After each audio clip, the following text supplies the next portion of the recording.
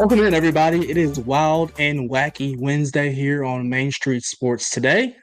I am David Wilson. That is Calvin White. No Maurice Patton today. No Wade Neely. It is David and Calvin in the saddle today. Looking forward to being with you guys here every Wednesday from now moving forward.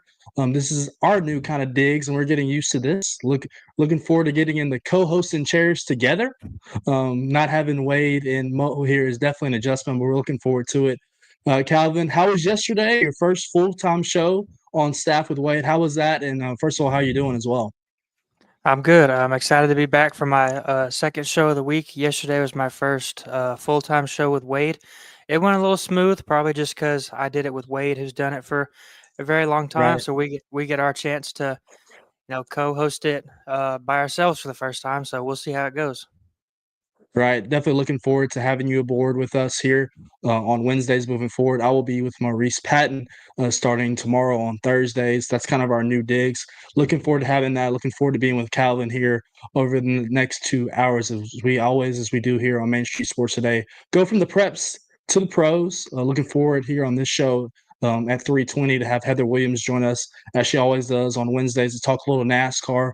Mo and Wade talked about it on Monday. Bubba Wallace coming up huge this past Sunday at Indianapolis Motor Speedway and winning the Brickyard 400. We also talked to her about the upcoming MLB Speedway Classic that's set to have first pitch here at Bristol Motor Speedway on Saturday between Calvin and I slumping Atlanta Braves. We got some bad news that we'll get into here in a moment, and the Cincinnati Reds, who are going to be players here as the MLB trade deadline hits here tomorrow afternoon at 6 p.m. Eastern time. Also looking forward to having our buddy Joey DWYER come on at 2:20. Vanderbilt football opened up its fall camp this morning, rather. Looking forward to having him join us here in the next about 15 minutes and talking a little college football here locally as Vanderbilt looks to kind of continue its momentum last year from the SEC, where it wins a bowl game and gets eligibility and beats Georgia Tech in the Birmingham Bowl. So looking forward to having our buddy Joey, who also contributes here from Main Street Nashville, aboard with us here very shortly. There's a lot of words coming out of that segment. Calvin, looking forward to getting to yesterday's results and today's scores as well on the rundown. This is the rundown. Action across Major League Baseball kind of mentioned some bad news for the Braves. They've been slumping of late, got some injury news as well. They fell to the Kansas City Royals last night by a final score of 9-6. Wade's Astros snapped a 5-game losing streak. They defeated the Washington Nationals 7-4. They will go for the series victory this afternoon. That game is already underway, as well as the Braves game. Last night, the Nashville Sounds kicked off their road trip up in Scranton, Wilkes-Barre, beating the Rail Riders 7-3. We'll get into that one a little bit. Jorge Alfaro with the home run in that one, and Bruce Zimmerman picked six solid innings, not giving up a single run in that one. In the W, the Washington Mystics defeated the Chicago Sky 103-86. The Golden State Valkyries defeated the Atlanta Dream 77-75. And Becky Hammond's Las Vegas Aces defeated the Los Angeles Sparks 89-74. Coming up on today's schedule, like David said, Nationals and Astros. First pitch for that game was at 1:10 p.m. today. The Braves are at the Royals, also at 1:10. Minor League Baseball action, the Nashville Sounds are at the Rail Riders. First pitch for that game is at 5:35. In WNBA action, the Phoenix Mercury is at Indiana at 6 p.m. on ESPN3. The Atlanta Dream are at the Dallas Wings at 7 p.m. That game will be on ESPN3. And finally, the New York Liberty are at the Minnesota Lynx at 7 p.m. on ESPN. Ladies and gentlemen, that's yesterday's results and today's scores on the rundown.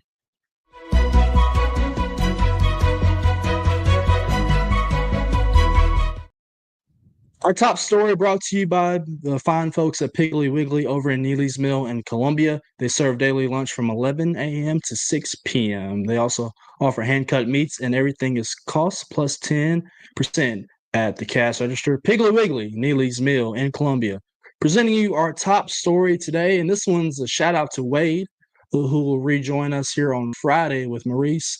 His Grizzlies are in the news, and they're going to be part of the NBA's international series, and they're planning to go over to Europe across the next 3 years. The Grizz and the Magic are set to play in Berlin and London next year. The NBA will play at least 6 regular season games in Europe over the next 3 seasons, according to ESPN, starting with the Magic and the Grizzlies next year. They will play in Berlin on January 15th and in London 3 days later on January 18th. The NBA will also play games in Manchester, England, and in Paris in 2026 and 2027, and then return to Berlin and Paris in 27 and 28. We saw this last year where Victor Wembanyama and the Spurs got to go to play in Paris, France. They played against the Indiana Pacers in that one. It was good to see Wemby go back to France and play in front of his home country. Announcing the next 3 seasons, regular season games in Europe reflects the incredible momentum and appetite for NBA basketball in France, Germany, and the UK, and across the region, said the NBA. We look forward to welcoming the Grizzlies and the Magic to Berlin and London and to engaging fans, players, and local communities through the games and the surrounding events. Calvin, the Grizz and the Magic heading overseas across the pond to play in Berlin and London. Kind of give me your thoughts on that and just the opportunity that it has for the NBA to globalize its game. We have so many international players in the NBA now. Seems like it's a right step forward to having those guys play over there overseas. Yeah, I think it's a really good opportunity for the league to kind of grow its viewership, especially when you look at, guys like Franz and Mo Wagner that play for the Magic, or that both play for the German national team. They're going to get a chance to go over there and play in front of their home country. Like you mentioned, Victor Wembanyama got to go back to France last year. We see this a lot with the NFL. Obviously, the NBA is not the NFL, but anytime I think there's a really good basketball market over in Europe and those places. So I think that, especially when you look at the history of some of the really good European players that have played in the league before, I think it's a really good opportunity for the league to kind of grow even more than it already is. Yeah, absolutely. I mean, I think about stars. You want to have stars in this game, and I think about Ja Morant, who is a superstar, or for the Memphis Grizzlies, him going overseas. I think about the little rivalry that's going to maybe take place there. We remember this offseason that Desmond Bane, former Grizzly player, has been traded to play for the Magic. So the Magic and the Grizz meeting up overseas, maybe some friendly banter and rivalry going on between Ja Morant and Jaren Jackson Jr., who's another really good young star in this league. Who got a contract extension, I believe. So 2 really good players in the Memphis Grizzlies. And obviously the Orlando Magic made the playoffs last year, lost to the Celtics in the first round, but nonetheless, a young, up-and-coming team that added this offseason, added some pieces like that Desmond Bane to try to build to that core that you mentioned that has Wagner as well. A lot of good players for the Orlando Magic, an up-and-comer, and what's really now a wide open Eastern Conference in the NBA that has the Celtics trade away Drew Holiday, Jason Tatum, obviously with the torn Achilles not being there. So it's Cleveland, the Knicks, and then it's a wide open Eastern Conference in the NBA. So looking forward to the Magic maybe making some noise and starting that moving forward. Obviously, Calvin, we kind of got into it. Looking forward to this show, what we have on deck for you guys. Some scores really quickly. Calvin mentioned that the Braves and the Astros have already got underway here this afternoon. Looks like it's 0-0 in Kansas City. The Braves heading to the mid-4th. We kind of mentioned last night the Braves kind of falling apart on us. And then Wade's Astros are leading the Nationals 4-1 in Houston. So we got a good show for you guys on deck. Don't want to go to the break a little early, Calvin. Might want to kill some time here and talk about some other things before we get Joey or DWYER on board, who's going to, as we kind of mentioned, talk a little Vanderbilt football here with us. They opened a fall camp this afternoon. So maybe, Calvin, kind of talk to me about, your expectations for Vandy this year. Don't get into it a little too much, but maybe your expectations for Vandy this year before we welcome in Joey here in the next segment. Yeah, I think it's going to be a really interesting year for Vanderbilt just because of the season they had last year. They finished like 7-6, 6-5 or something like that, and it still felt like they had a really good season just because, they've been kind of at the bottom of the SEC and frankly the bottom of the country for so long that having a season like last year kind of bolted them to national not national prominence, but kind of put them at the front of the attention, especially after that Alabama game when they beat Alabama, who was the number one team in the country at the time. They have Diego Pavia back. They've got one of the best tight ends in the country in Eli Stowers. So I think that especially with as tough a schedule as they have, it's going to be really interesting to watch what goes on with Vanderbilt football this year.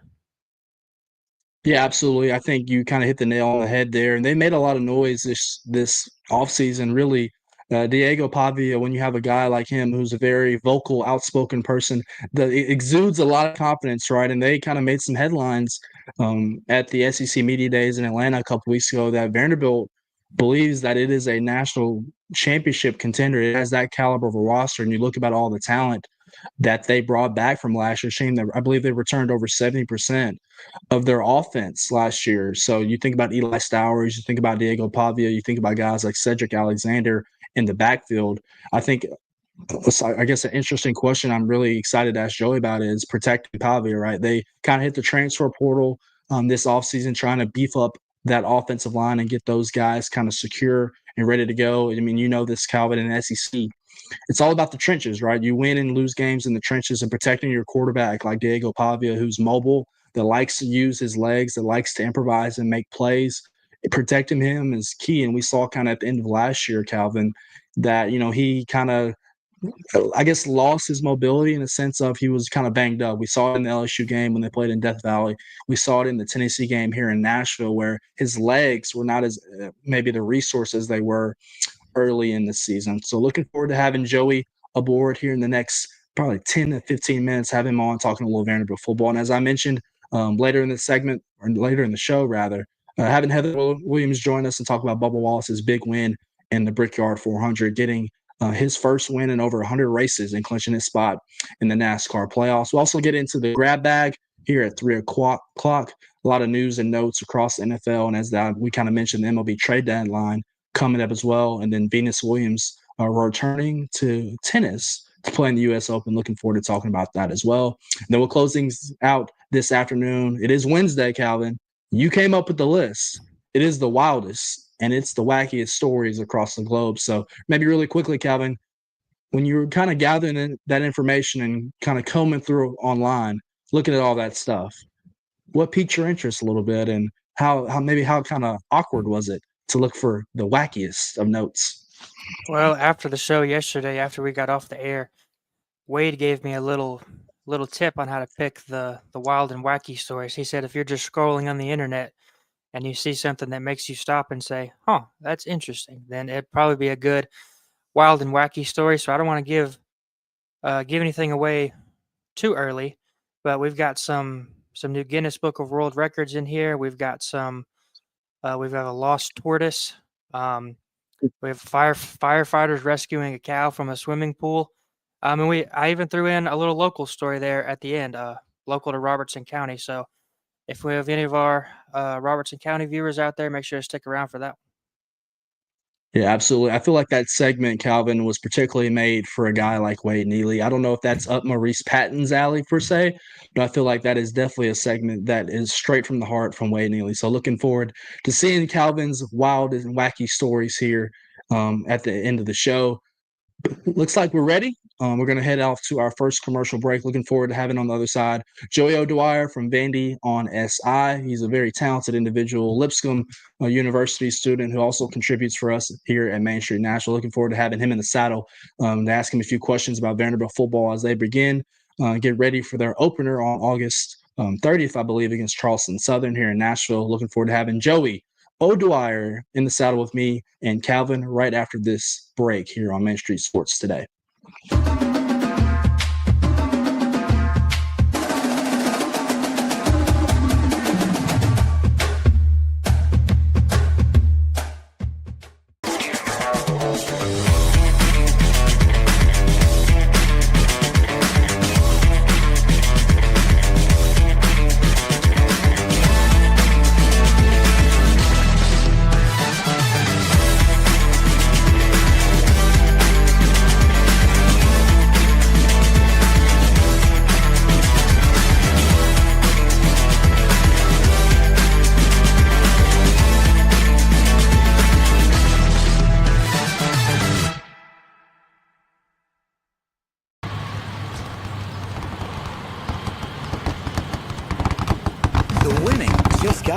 Adventure, all new sportsbook, the latest gaming machines, live horse racing, and more. The Mid Gaming Hall, Kentucky Downs. When it just got closer.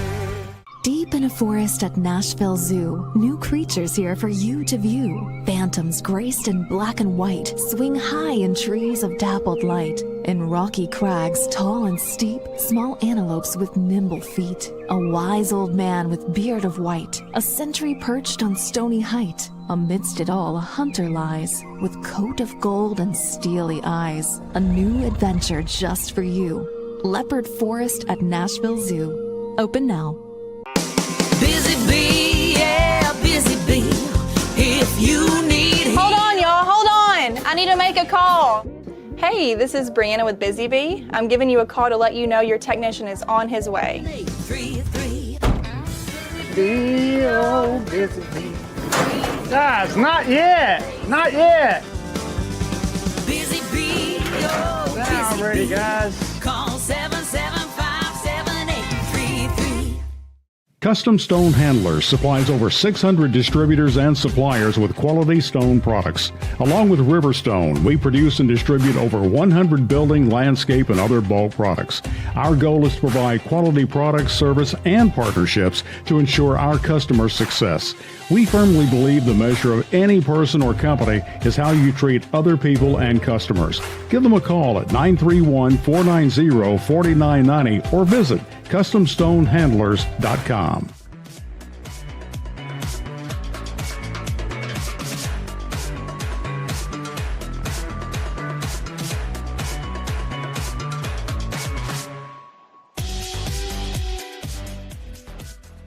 Welcome back in to Wild and Wacky Wednesday here on Main Street Sports Today. I'm David Wilson from the Wilson Post, the Mount Juliet Chronicle, and I guess the Murfreesboro Post as well. Got to throw all in the titles there as well. That's Calvin White, Northwest Regional Sports Editor for Main Street Preps, the Robertson County Connection, and Main Street Clarksville. And now we're lucky enough to be joined by an up-and-comer in the business, one of the best around. Looking forward to having Joey DWYER from Vandy on that side join us here.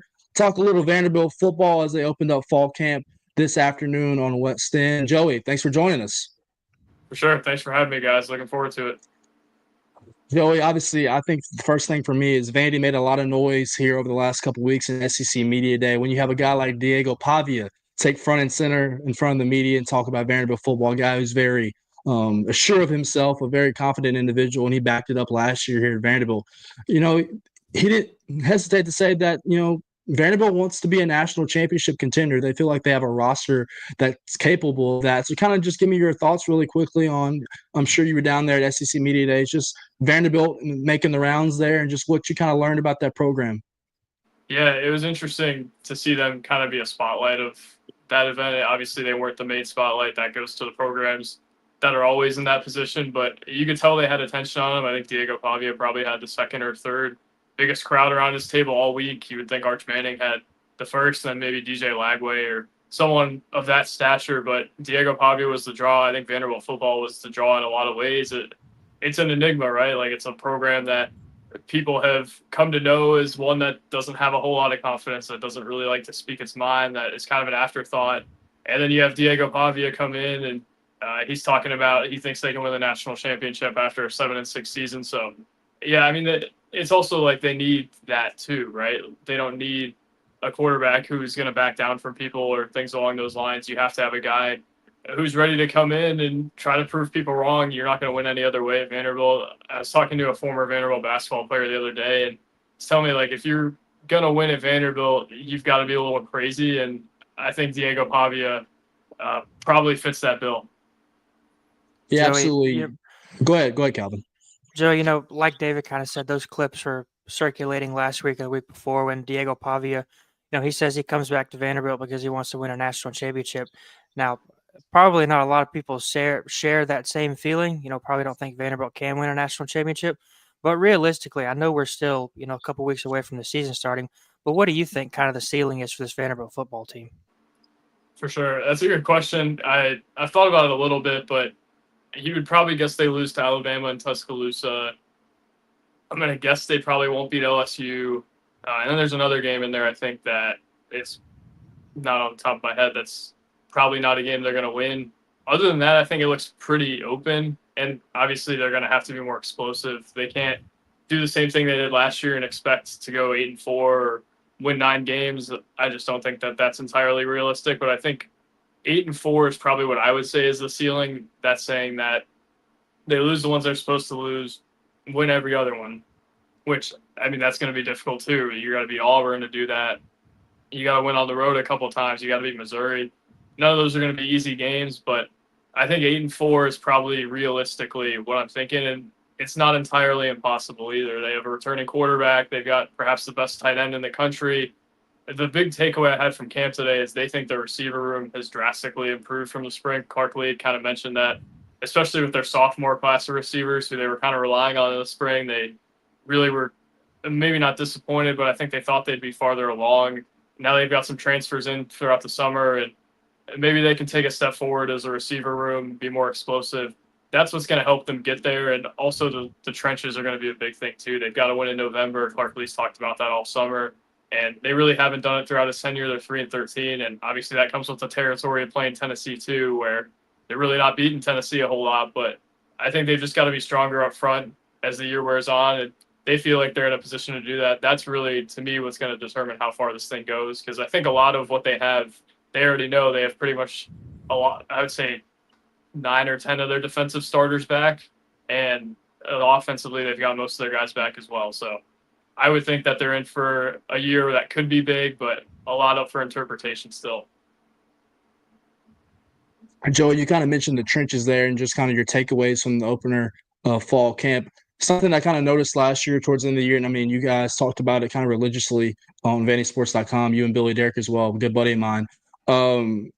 Diego Pavia ran so much at portions of last year when he got towards the end of the year that he couldn't use his legs and his mobility wasn't as great as it was obviously the first few weeks of the year. Vanderbilt really kind of emphasized the trenches, as you mentioned, this offseason, building that offensive line to protect him and try to maybe build some kind of protection in itself in its offense to protect him and give him outlets in its offense. Obviously, they're always going to be kind of a run-heavy group with this offense and this skill set. Kind of talk about the trenches, what you see there, and how maybe Vanderbilt can protect him more this year against a really kind of you mentioned a brutal schedule. For sure. Obviously, he was much better in the first half than the second half outside of the bowl game. And I mean, before the bowl game, he had talked about how he was healthier than he'd been in a while. I think if you're looking at Diego Pavia's kind of resume from last year and you're seeing clunkers that he kind of had, it's more than likely due to his health. Even the Georgia State game, which was earlier in the year, I think had a lot to do with his health as well. He was limping around the whole time pregame, really did not look right. That's what's going to be the key for them offensively. I think it's just making sure he stays upright. Honestly, we had talked a lot about his health last year and kind of have done so this summer as well. I'm sure Clark Lee's sick of getting asked it at this point, but I look at Diego Pavia's health as something that, honestly, in a lot of ways, they were fortunate to have throughout last year. He told me that he would play through a torn ACL at SEC Media Day, and I don't know that anyone would clear him to do that, but if he had an injury that severe, I think their season could have gone completely haywire last year. And he was banged up the whole time, obviously, like we've kind of talked about. But with his style of play, you would think that he would not be a guy that's likely to stay healthy the whole year. And honestly, he was healthy the whole year where he was able to play in every game, even if he wasn't 100%. That's not a luxury a lot of SEC teams get. I think Billy Napier talked the other day about 70 or 80% of teams have to turn to their backup quarterback at some point. And that's a huge number, even if that's not entirely accurate. So Diego Pavia, I think, is the catalyst there. And Clark Lee told me he thinks they have the best offensive line of his tenure. They've got, at least from what I project, 4 guys who are going to be new on that offensive line. They heavily invested in it in the transfer portal. And then the defensive line he thinks is going to be better too. But for me, that's a little bit more of a wait and see after they lose to Marion Thomas. But obviously have a lot of returners there as well. So, yeah, I think the trenches could be improved. And that's really been the point of their entire offseason, to retain and to improve and invest in the trenches. And it feels like they've done that successfully to this point. Joey, this talking point kind of made its rounds last year. But when Jerry Kill joins Vanderbilt's staff, obviously he was Diego Pavia's head coach at New Mexico State. There was a lot of talk about how much kind of different schemes and stuff that Jerry Kill brought to Vanderbilt's offense along with Diego Pavia. Just how important is Jerry Kill to that offense and kind of what he brings to them and Diego Pavia? Yeah, him and Tim Beck have really revolutionized their offense. I think it's going to be really important to see what they do in year 2, though, because another talking point, too, is they really faded down the stretch offensively. Some of that could be attributed to Pavia's legs. Some of that could be attributed to maybe them not being as strong up front as they would have liked to be. Cedric Alexander was banged up for a little bit as well. But, I mean, that stuff's going to happen. And also, I think another thing, and maybe the biggest talking point there, their scheme was often figured out, I thought, where early in the season you'd see them kind of run something tricky where teams had not seen it yet, or they would kind of change, maybe a change to teams week by week. But now the book is kind of out on what they want to run. I think they've got to have more repeatable stuff. And we're going to find out this year if it's gimmicky or if it's more of a repeatable thing, Calvin. I think that's probably what I'm watching offensively is, can Tim Beck evolve and create a scheme for them in year 2 that's different enough to where they still have the same principles, but teams aren't able to pick it up as easily as they were at the end of the year.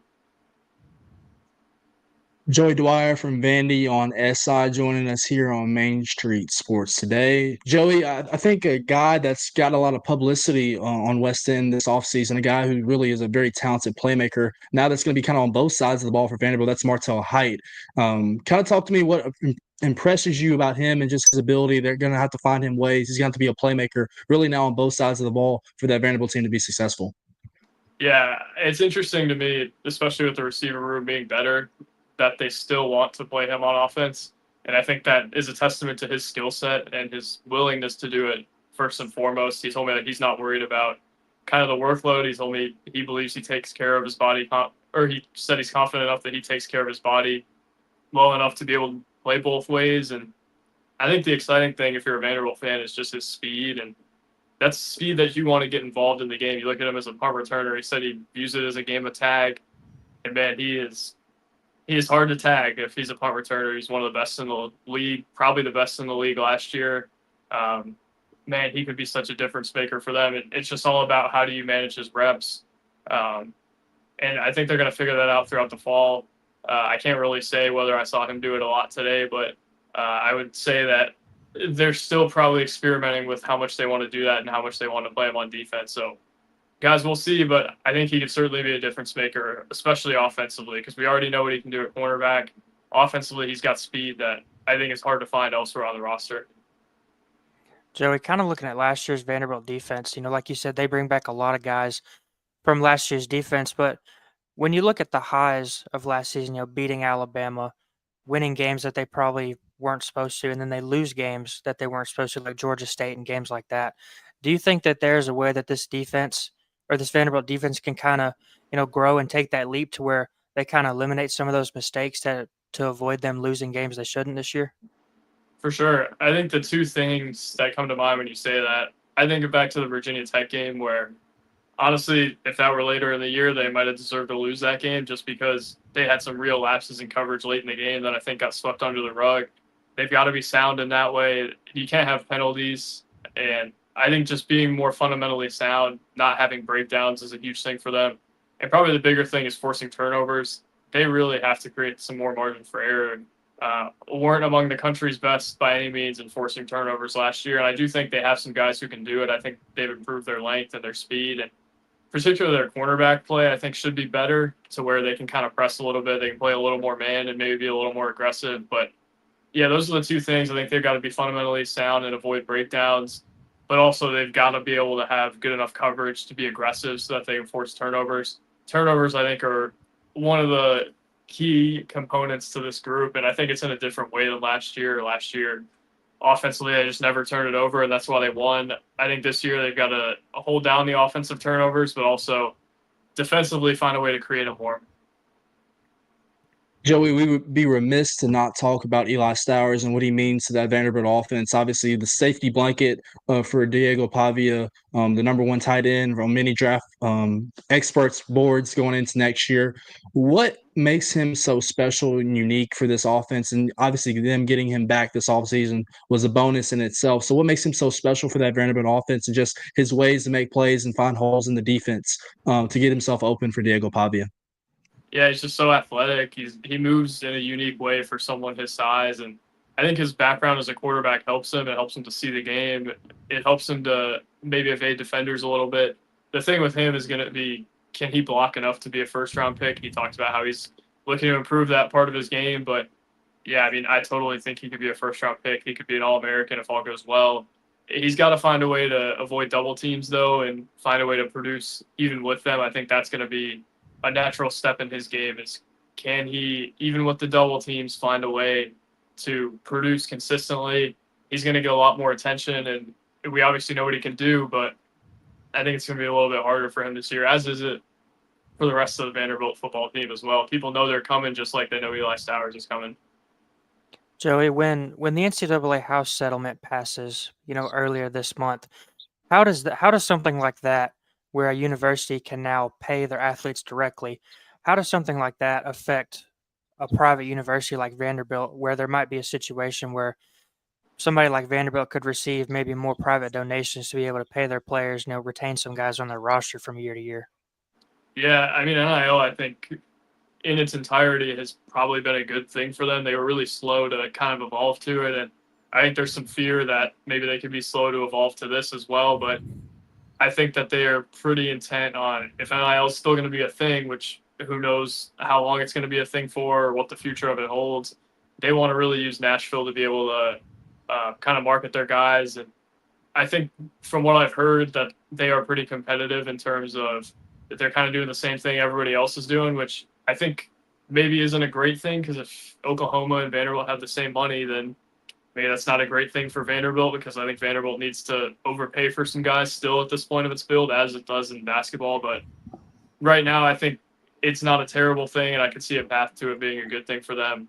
I think NIL being in the picture is a good thing for them, though, as long as it can be, just because I think they want to market Nashville. They want to find a way to get donors involved because if you look at the way they built this thing an off-season ago, it wasn't just great talent identification. It was that they were really able to stretch their resources a little bit more, and notably were able to retain a lot more this year with NIL relative to what they were a year ago, where a guy would get offered a couple $100,000 and bolt immediately. I don't know that that's the case for this program anymore. They kept Brandon Fontenette, kept Eli Stowers, kept Diego Pavia.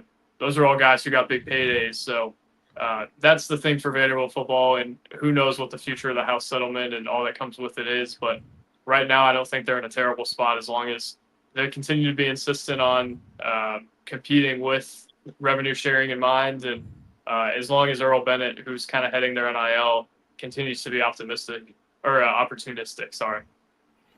Is there kind of a different attitude around the locker room and the team this year, coming off a season like last year where they had spent so long as a program kind of outside the national spotlight? Is there kind of a different attitude around the team this year where they're heading into this season where you have, clips of Diego Pavia going viral and things like that?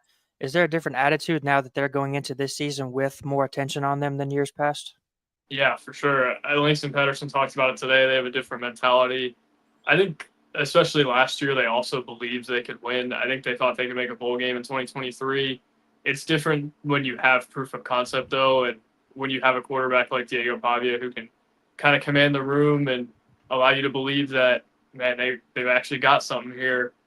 I think they have a different attitude, and I think the chip on the shoulder thing that they've talked about for so long, that's what's really propelled them to this point because nobody believed they could do it.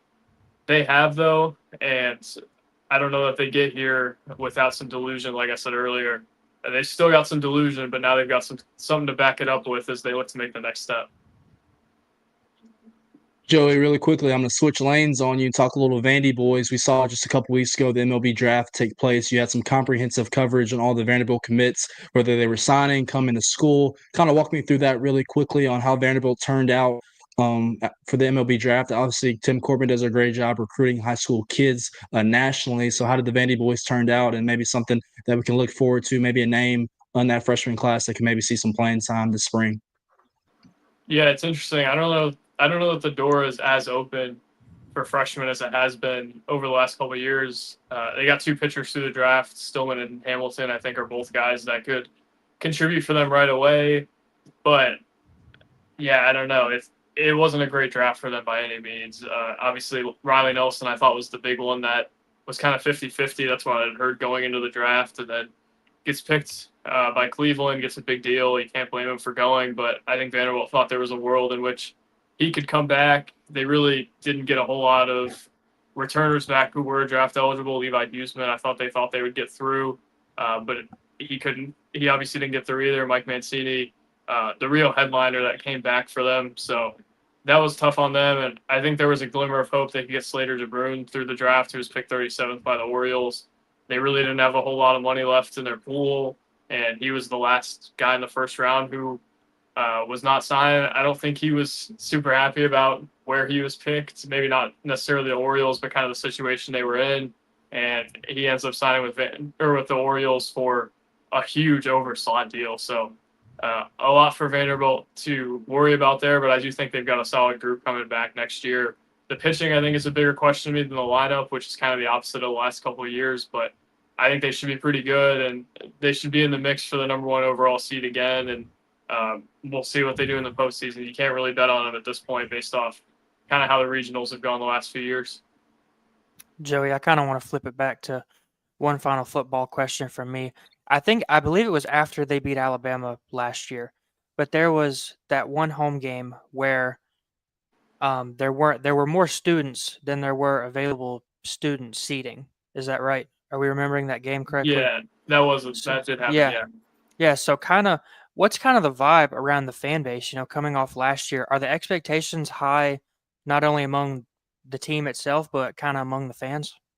Yeah, I mean, it's the highest, I think, expectation level of the fan base in years. And obviously this group has earned it. They've got returners. And I think people know that, like, this is the window if they're going to really do something huge, because next year you're losing a lot, and who knows exactly how much they lose. But Avia's gone. I would guess Stowers goes to the draft. A lot of the defensive guys they brought back either have expiring eligibility or will go to the draft. I mean, this is the year for Vanderbilt football, you would think, unless they can really find a way to revamp that roster this offseason.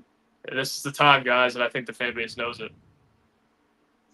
Awesome stuff right there from Joey Dwyer Vandy on SI. You can follow him on X, Joey_DWY. Joey, thank you for coming in on such short notice. Appreciate you hanging out with us for a little bit, talking a little Vanderbilt football, talking a little Vandy boys. Appreciate you hanging out with us on this Wednesday afternoon, buddy. Yeah, thank you, guys. I appreciate it. Let's do it again sometime. Thanks, all right, Joey. sounds good. That's Joey Dwyer Vandy on SI. Also a contributor for us here on Main Street Nashville. Main Street Sports does a great job covering Lipscomb over there with Joe Sullivan and Atlanta Morris. They do a great job. Calvin, I wish Mo were here for this specific segment that's coming up. The pain, the misery, the suffering of the Atlanta Braves this season never cease to end. It seems like every night a new level of hell unleashes for us Braves fans. We'll get into that and a little this day in Braves history right after this break on Main Street Sports Today. Stay with us.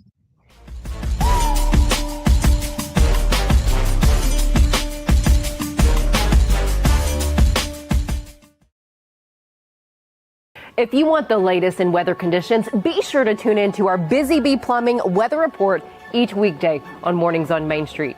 Brought to you, of course, by Busy Bee Plumbing, Heating and Air Conditioning. We will keep you updated on the latest conditions outside, like severe weather, heat, snow, rain, and even hail.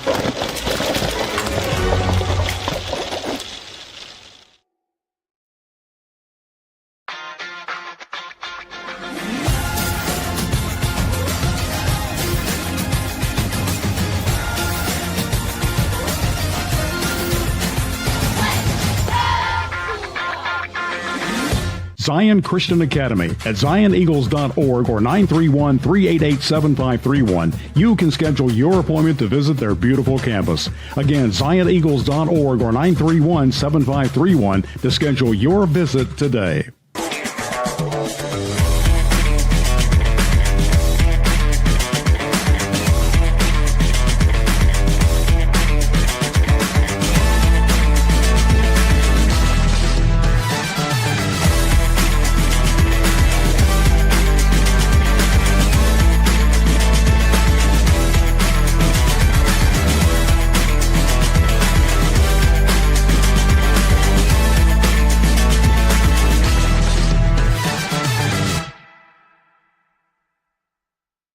They walk among us, But at 240 miles per hour, they become something more.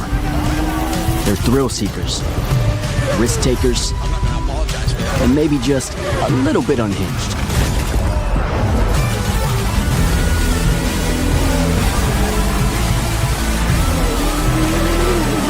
Buckle up. This new era of speed, this racing revolution, it's just getting started.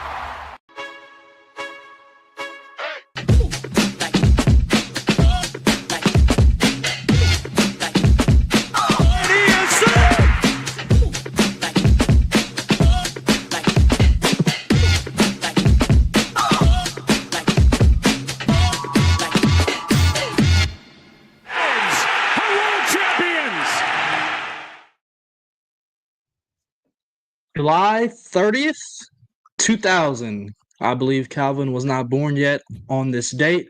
Braves left-hander Tom Glavine earns his 20th career win in the big leagues with a 6-3 victory over the Houston Astros at Turner Field. The future Hall of Famer pitched 8 innings of 3-run ball, just allowing 7 hits to the Stros.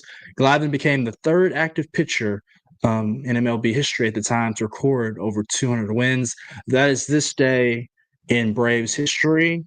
25 years ago to the day, Calvin, I would have been, I would have been just 9 months old. 9 months old at the time when the Braves got the win over the Astros at the TED with Tom Glavine on the bump. And Calvin, there's one word in that last sentence that I used that the Braves haven't been doing a lot of lately, and that word is winning. The Braves fell last night to the Kansas City Royals to continue their kind of recent slide. They lost 4 out of 5 on this road trip so far at Kansas City. They're currently tied 0-0, headed to the bottom of the 6th inning in Kansas City in the rubber match this afternoon. And some important news that came out of last night's game is the Braves once again have lost another star player on their team. Obviously, Chris Sale, Spencer Schwellenbach, Grant Holmes, the list goes on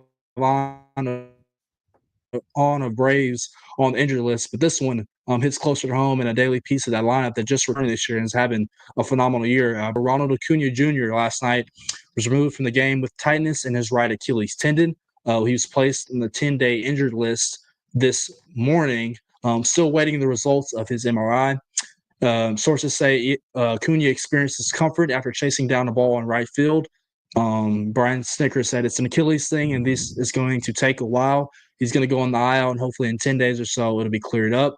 Acuna said in his media availability last night, he first initially felt the pain in his Achilles Monday night, running the bases on a bases-clearing double by Austin Riley. Acuna said it happened when I scored from first to home on that play. They're going to examine me tomorrow and see how it goes. The Braves called up Gerald Kelnick to replace him on the roster this afternoon. But obviously, Calvin, Ronald Acuna is one of the stars of the MLB. Obviously, as a Braves fan, we love him. He's one of the premier players in this game. He's an MVP. He is an MVP, and he's an MVP-like level player. He's batting .310 this year, off to a great start. Coming off an ACL injury that forced him to miss the most of last season. Remember, Calvin, he's had 2 ACL surgeries one on each knee. So this is the Achilles now, which is never something that you want to play with. So, Calvin, just kind of give me your thoughts on that. And Ronald Acuna going down for the Braves yet again. Yeah, this day in Braves history, at least this season, has been most of the time the only positive we have to talk about the Braves this year. And outside of Ronald Acuna Jr., it seems like the only guy that's been playing well for the Braves is the guy that seems like he's going to be their number 1 trade prospect, and Marcell Ozuna. Marcell Ozuna hit a couple home runs on this road trip out to Kansas City, but Michael Harris has been playing a lot better over the last week or two. He was National League Player of the Week this week. But like you said, you never want to play with the Achilles stuff, especially considering that Ronald's already had 2 major knee surgeries, 1 on each knee.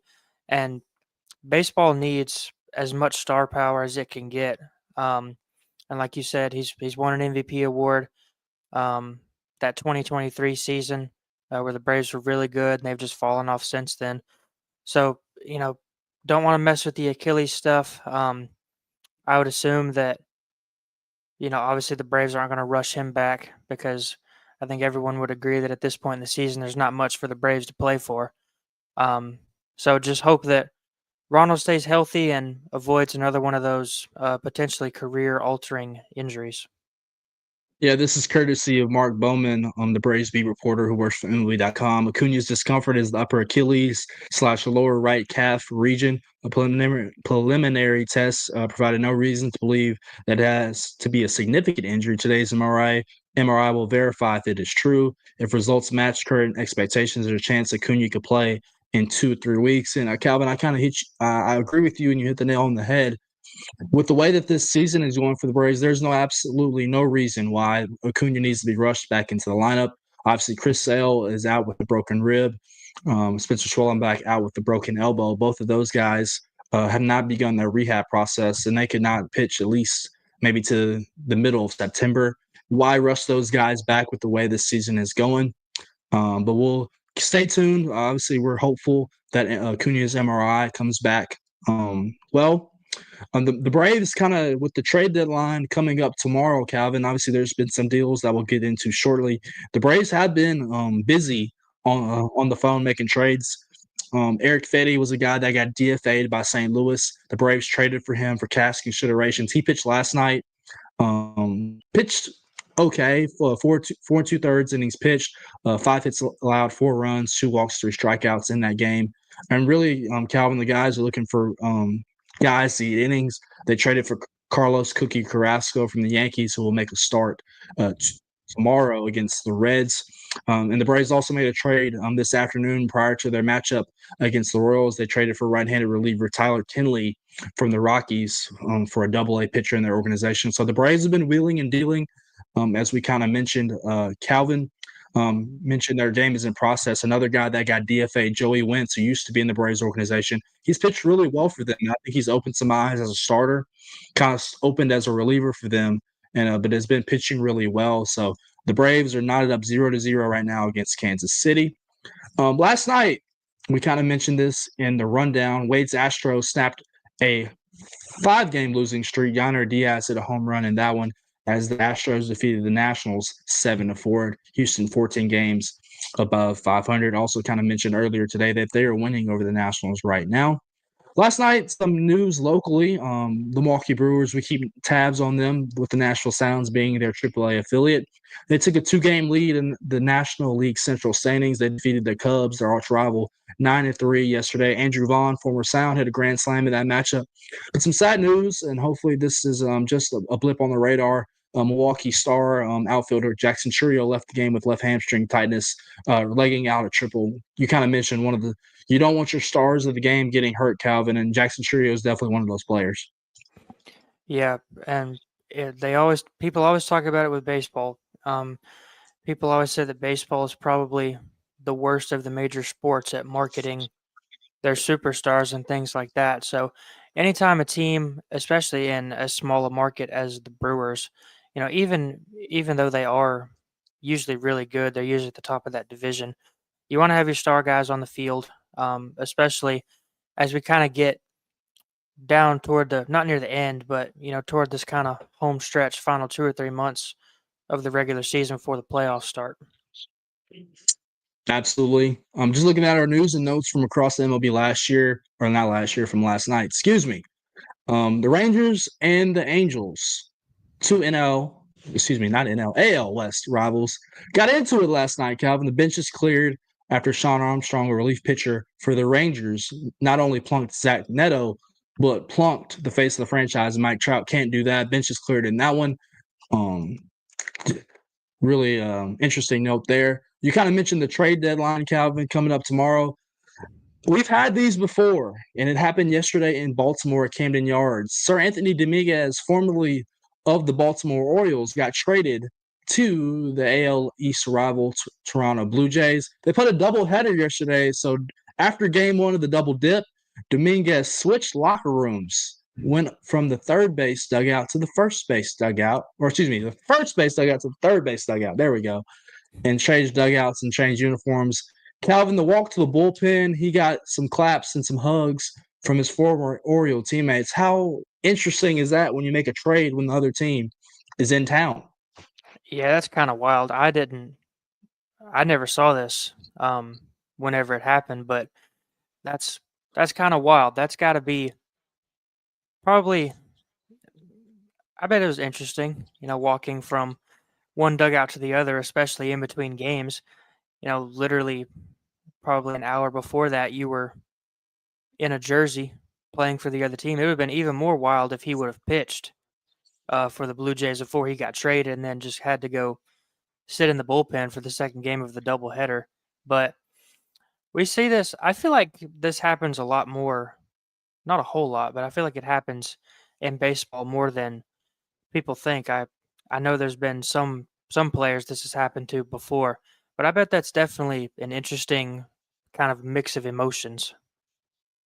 Right, absolutely. And the Orioles have been a player in the trade market thus far, trading Sir Anthony Dominguez to the Blue Jays. They also traded Gregory Soto to the Mets. Charlie Morton, eventual free agent, former Brave World Series champ, is another guy who could potentially get dealt before the deadline is tomorrow. Sir Anthony Dominguez, we kind of mentioned it every year when it comes to trade deadline. Relief pitching is so valuable. He got traded last year from the Phillies for Austin Hayes to the Orioles, now making his way up north of the border to Toronto. Another note from last night, New York Mets star Juan Soto was moved last night after a foul ball off his foot. X-rays were negative, according to Mets manager Carlos Mendoza. The Mets obviously are duking it back and forth with the Phillies for first place in NL East. It'll come down to those two in the wire. I believe both of those teams will make the playoffs. One of them will be the wild card. But it's always nice to win your division and have a home playoff series at home. Another note last night, the Nashville Sounds, we kind of mentioned this in the rundown, 7-3 winners over Scranton Wilkes-Barre last night. Jorge Alfaro with a home run in that matchup, and Bruce Zimmerman, 6 innings pitched, 4 hits, no runs, and 3 Ks as the Sounds continue their winning ways. Calvin, you DM'd me. Trades are happening. And so we would like to report on those. Earlier from this afternoon from ESPN's Jeff Passan, the New York Yankees have acquired outfielder Austin Slater in a trade with the Chicago White Sox Yankees. That's the third trade that they've made for a position player, getting Rosario, Slater, and obviously Ryan McMahon, the slugger from the Colorado Rockies. Aaron Judge is on the IL for the Yanks. So they're trying to improve that hitting. The AL is absolutely wide open, Calvin. So no really favorite there. The Yankees made it to the World Series last year, and are going to go for it again. And a team that I'm happy to report is actually going for it is the Los Angeles Angels. They're acquiring reliever Luis Garcia from the Washington Nationals. Also a left-hander with the best mustache, probably one of the best mustaches in the league, Andrew Chafin, also going in that deal to the Angels. Jake Eater, former Vanderbilt pitcher, is one of the players heading back to the Nationals in that deal. And a big one, the Cincinnati Reds, who will play in the Speedway Classic. We'll talk to Heather Williams about that here shortly against the Atlanta Braves this weekend. Cabrian Hayes is getting traded from the Pittsburgh Pirates to the Cincinnati Reds. So Hayes is one of the best defensive players in the baseball and has 5 years of control beyond the season. I would assume, obviously, that this takes them out of the running for Arizona slugger Eugenio Suarez, who's a popular name, probably the most popular bat on the radar for this trade deadline. So the Yankees out of the Suarez sweepstakes, Reds out of the Suarez sweepstakes. Could the Brewers maybe make a run for Eugenio Suarez? They need some third base production, and his bat would certainly help. Could the Mariners, who also made a trade with the Diamondbacks last week for Josh Naylor, could they make the phone call again? But Eugenio Suarez is definitely going to name that's probably going to get dealt. He's a free agent at the end of the year. So where he goes is going to be a real question. Obviously, with us Braves fans, Calvin, Raisel Iglesias, Pierce Johnson, where do these guys go? Marcell Ozuna, you kind of mentioned maybe hitting his last home run as a Brave. Cincinnati receives Brian Hayes in the deal. Shortstop prospect I'm not going to try to butcher his name, Safura, and right-handed pitcher Taylor Rogers going back to Pittsburgh in the deal. That kind of wraps up right there, Calvin. Very long-winded by me. Our baseball chatter segment. A lot going on in MLB. Stay tuned for some trades. That's going to be happening, as I mentioned, the deadline tomorrow, Thursday at 6 p.m. Eastern time. The last time teams can make a deal on the trade deadline. A lot of names floating around, including San Diego pitcher Dylan Cease, Miami pitcher Sandy Alcantara, Edward Cabrera, Merrill Kelly, Zach Gallen. A lot of pitching available. It's just the price that you want to pay. So, all right, Calvin, we're going to take a short break here, and then we're going to come back and get in on the grab bag. You got a little action with that with Wade yesterday. We'll see how we do with some topics that I picked going across the world of the NFL. Some notes from training camp is that it's obviously kicked off, as well as MLB as well, and tennis. So we'll hop into the grab bag as we reach the 3 o'clock hour right after this on Main Street Sports Today.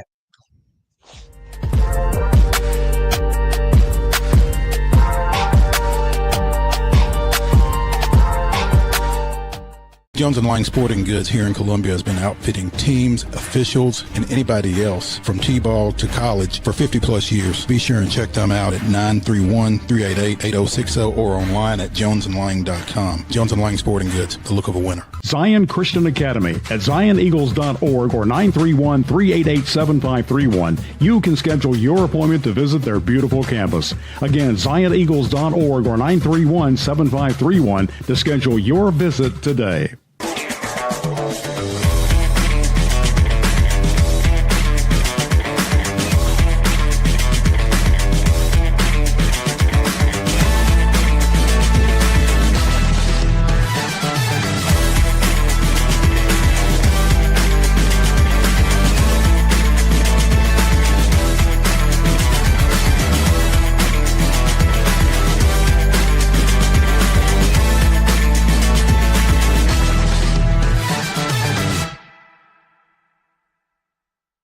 Custom Stone Handlers supplies over 600 distributors and suppliers with quality stone products. Along with Riverstone, we produce and distribute over 100 building, landscape, and other bulk products.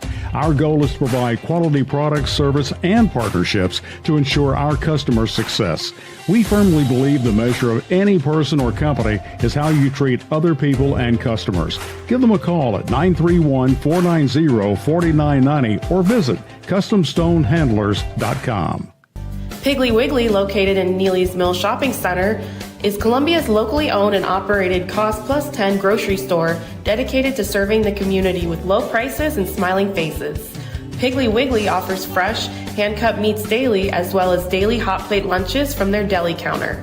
You're certain to see smiling faces and a helping hand when you're here at Piggly Wiggly. Come by and check out our fresh produce, high-quality meats, and more. Down home, down the street, we'll see you at the Pig.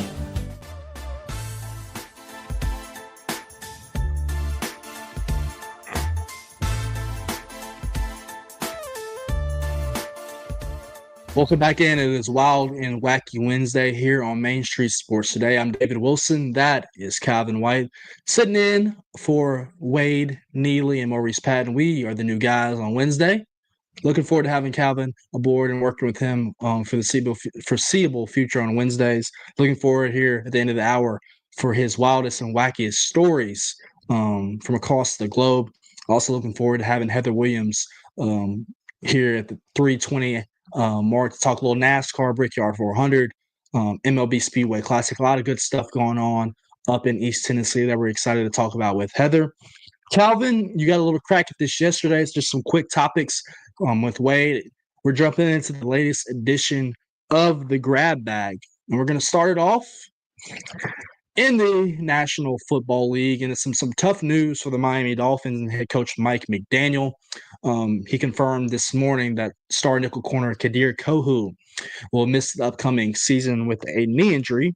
Adam Schefter reported on that story and also said that it is a partially torn ACL for Kohu, and it's going to be a different looking secondary, I should say, for the Dolphins this year, Calvin. Obviously, Jalen Ramsey was traded in the offseason to Pittsburgh in exchange for Minkah Fitzpatrick. Kendall Fuller was released. Obviously, Kadir Kohu is going to miss the season with an ACL injury. Javon Holland left in free agency, and Jordan Poyer is still a free agent. So it's going to be a completely new-looking secondary for the Miami Dolphins as they look to try to compete in the AFC East. That includes Josh Allen, Drake May, up-and-coming quarterbacks there as well, contend with Justin Fields and the Jets. So, obviously, training camp has happened, and you hate to see these injuries kind of happen, these non-contact injuries, Calvin. But some unfortunate news for the Dolphins as they kick off training camp with Kohu going down with an ACL that's going to cost him the rest of his season. Yeah, and especially coming off the season they had last year, kind of took a dip back from that 2023 season they had where they finished 11-6. Tua Tagovailoa was in the MVP conversation, I believe, that year. But the Dolphins just took a step back last year, finished 8-9. Like we said, going to be a whole new secondary back there, especially with Kadir Kohu out for the year, Jalen Ramsey gone, and especially with that division getting a lot better. With the Buffalo Bills still as good as they are, the Patriots seem to be getting better under new head coach Mike Vrabel. So the Dolphins are going to have it rough this year, especially in that division.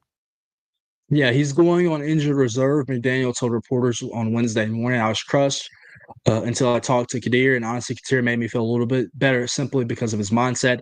Kohu had 45 tackles, 2 interceptions, and a forced fumble and a fumble recovery in 8 passes defended last season for a Dolphins secondary that will look vastly different in 2025. It seems like the Dolphins will not only start from scratch in their defensive backfield, but they will move on to plan B and C for their secondary this season. On top of Kohu, they already lost Artie Burns for the season with a torn ACL, and safety Ashton Davis suffered a lower leg injury on Tuesday that put him on a walking boot and crutches. McDaniel said Davis's injury is at least not going to be on the season-ending variety, but the Dolphins are still going to be scrambling to fill out secondary depth chart for Week 1. So I guess that's good news. If you're opponent of the Dolphins, knowing that their secondary is kind of already in tatters, and we've not even had one preseason game yet, but obviously, as Calvin kind of mentioned, very unfortunate for the Dolphins, who are going to have high expectations. This is kind of one of those prove-it years, not only for Tua Tagovailoa, but for Mike McDaniel as well. They have made the playoffs, as Calvin mentioned, but not had sustained success in the playoffs and made it past the wild card round, I believe. So definitely for something looking forward to see how Miami can adjust and react with the challenges that have come in their secondary as training camp has begun. Moving forward, staying in the NFL, moving to the AFC North.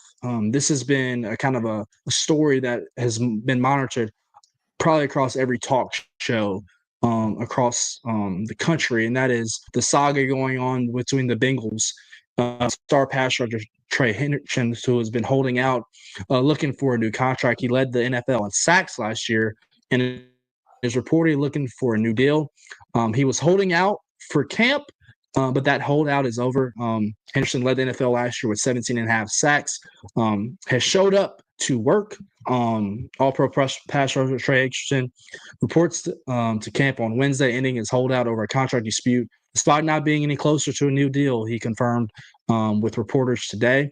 Henderson reported to camp will serve as a good faith gesture towards getting a deal done per ESPN, while also avoiding any additional $50,000 fines he has been incurring. Henderson is a 4-time Pro Bowler and the reigning NFL sack king. He was set to earn $15.8 million in 2025 and wants to be played closer to the top of the market. And we saw a couple weeks ago where TJ Watt got an extension with the Pittsburgh Steelers that is going to pay him $41 million. Max Crosby, who's going to make $35.5 million, Danielle Hunter $35.6 million, and Myles Garrett $40 million. All received new deals worth more than double Hendrick's current salary over the last 6 months. So the guaranteed money has been the sticking point in the contracts, Calvin. Important note to our viewers, NFL contracts, they're not fully vested. They're not fully guaranteed. There's a lot of incentives and bonuses included in there. So Trey Hendrickson, as he probably rightly deserves, is trying to soak up the most guaranteed money as he can. As probably this might be one of his last contracts that he can fully cash in. Yeah, usually that guaranteed money number is the things that players look at, and like you mentioned, we saw the same thing with TJ Watt a couple of weeks ago before he got paid a super huge contract. And good pass rushers don't grow on trees. You either draft them or you're not going to get one probably as a free agent, and nobody's going to give them away in trades. So you've got to get really lucky to find a good one in the draft and end up developing him.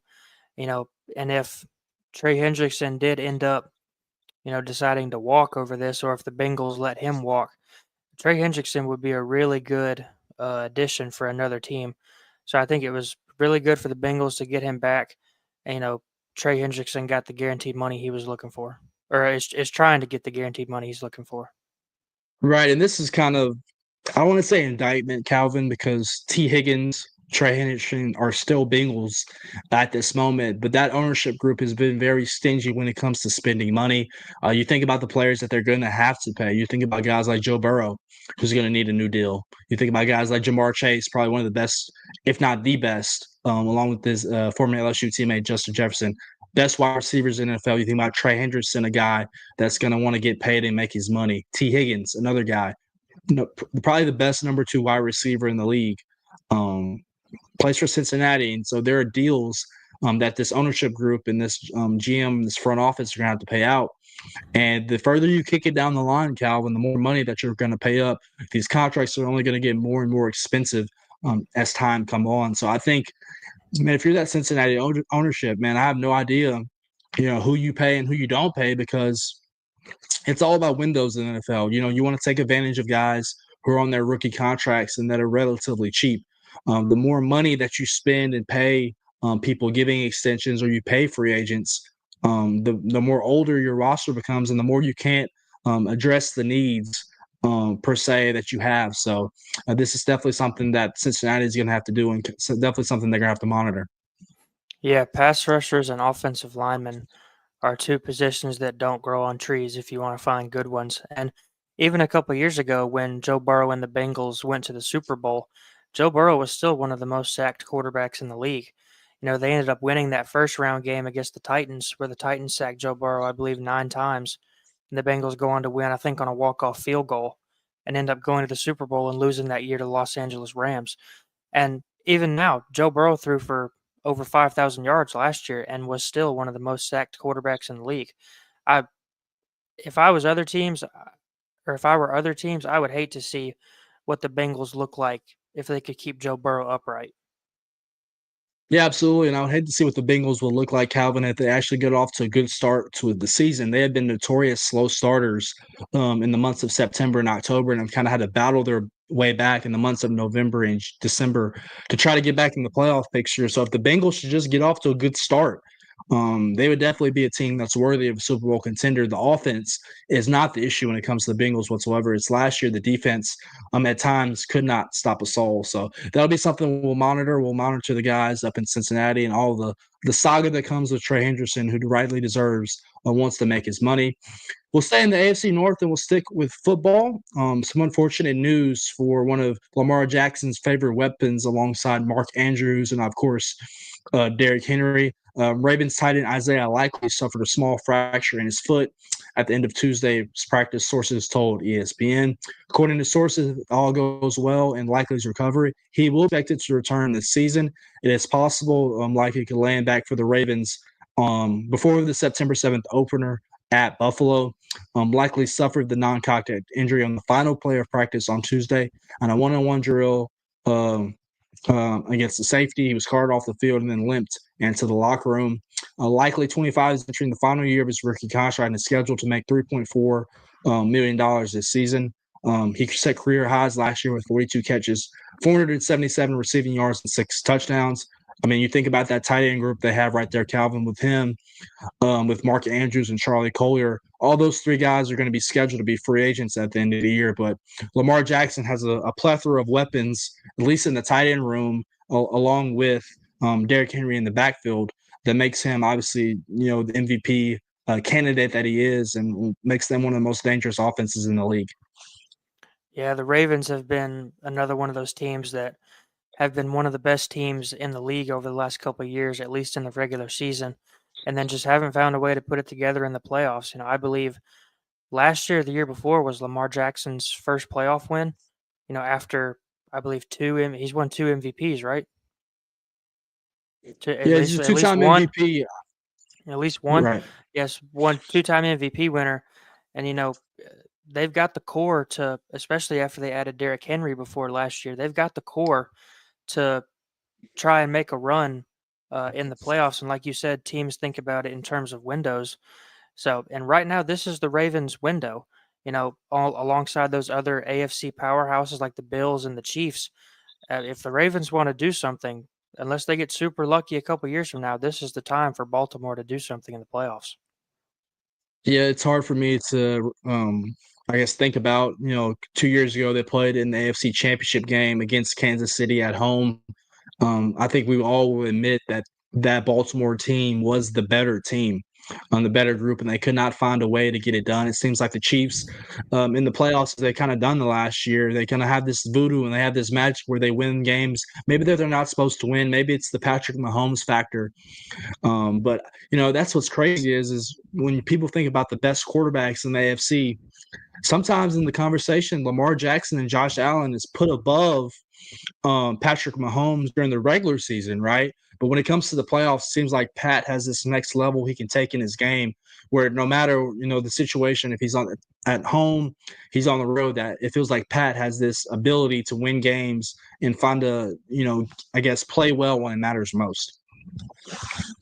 Yeah, and those first couple of years that Patrick Mahomes was the starter for the Chiefs, he kind of lit the world on fire, and he still is. But especially those first couple seasons, when he was throwing 50 touchdowns a year and winning MVPs and taking the Chiefs to the Super Bowl, he was a starter for 2 or 3 years, and people were already talking about Patrick Mahomes as probably the most talented quarterback of all time, just in terms of natural ability, arm strength, mobility, things like that. And it's been tough for Lamar Jackson and Josh Allen, both guys that have won MVPs, to get through Patrick Mahomes in the playoffs, especially those 2 or 3 straight years where Josh Allen and Patrick Mahomes and the Chiefs and the Bills met in the AFC Championship game. They had that one where the Chiefs won in overtime. Just the Ravens and the Bills just haven't been able to get through the Chiefs and Patrick Mahomes and Andy Reid and those guys so far. Yeah, wrapping up Isaiah Likely really quickly. If he misses significant time, Charlie Caldwell will have an increased role. He caught 9 passes last year for 131 yards and 1 touchdown. Likely and Andrews last year combined for 17 touchdowns, which were the most by any tight end teammates in the NFL, according to ESPN research. Moving on, we're going to move to MLB. And this is the story that kind of caught wind last week with Cleveland Guardians closer Emmanuel Clase, who was placed on the non-disciplinary list by MLB. And this was a guy, Calvin, that was potentially going to get traded. Big arm that teams have not been able to capture on, obviously, because he's been placed on paid leave. According to Yahoo Sports, Cleveland Guardians closer Emmanuel Clase was placed on non-disciplinary paid leave Monday as part of an ongoing MLB investigation in sports betting. Clase became the second Guardian pitcher involved in the probe, joining teammate Luis Ortiz, who was put on the same disciplinary leave on July 3rd. Ortiz's leave was recently extended through August 31st, the same day that Clase's stint will expire. The Cleveland Guardians released a statement saying, "We have been notified by Major League Baseball that as part of their sports betting investigation, Emmanuel Clase has been placed on non-disciplinary paid leave per an agreement with the Players Association. We've been informed that no additional players or club personnel are expected to be impacted. The Guardians are not permitted to comment further at this time and will respect the league's confidential investigation process as we continue to cooperate moving forward." Sports betting, Calvin, it's a no-no in Major League Baseball, and there seems like, according to the MLB, there have been some pitches flagged, not only with Ortiz, some first pitches of innings, but Clase as well, that were not particularly close to the strike zone. A lot of pitches that were spiked in the dirt or kind of sent to the backstop. I did not know at the time in my head that you could probably bet at first pitch result in baseball, but the more I thought about it, I was like, you can bet on anything nowadays. You can bet the coin toss in the Super Bowl. So this is something that the MLB is definitely going to crack down and keep its eyes on.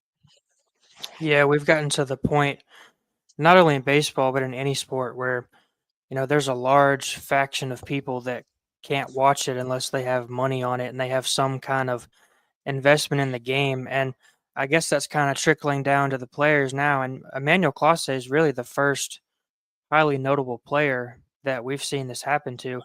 And especially for a team like Cleveland, that's probably going to try to make a playoff push, late in the season, in the regular season. And one thing you need in the playoffs is pitching.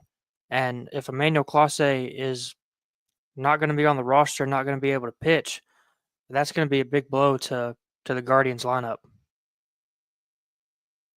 Absolutely. We kind of mentioned, obviously, several times in the show, MLB trade deadline. Tomorrow afternoon at 6 p.m. Eastern time, another trade to report that just came in.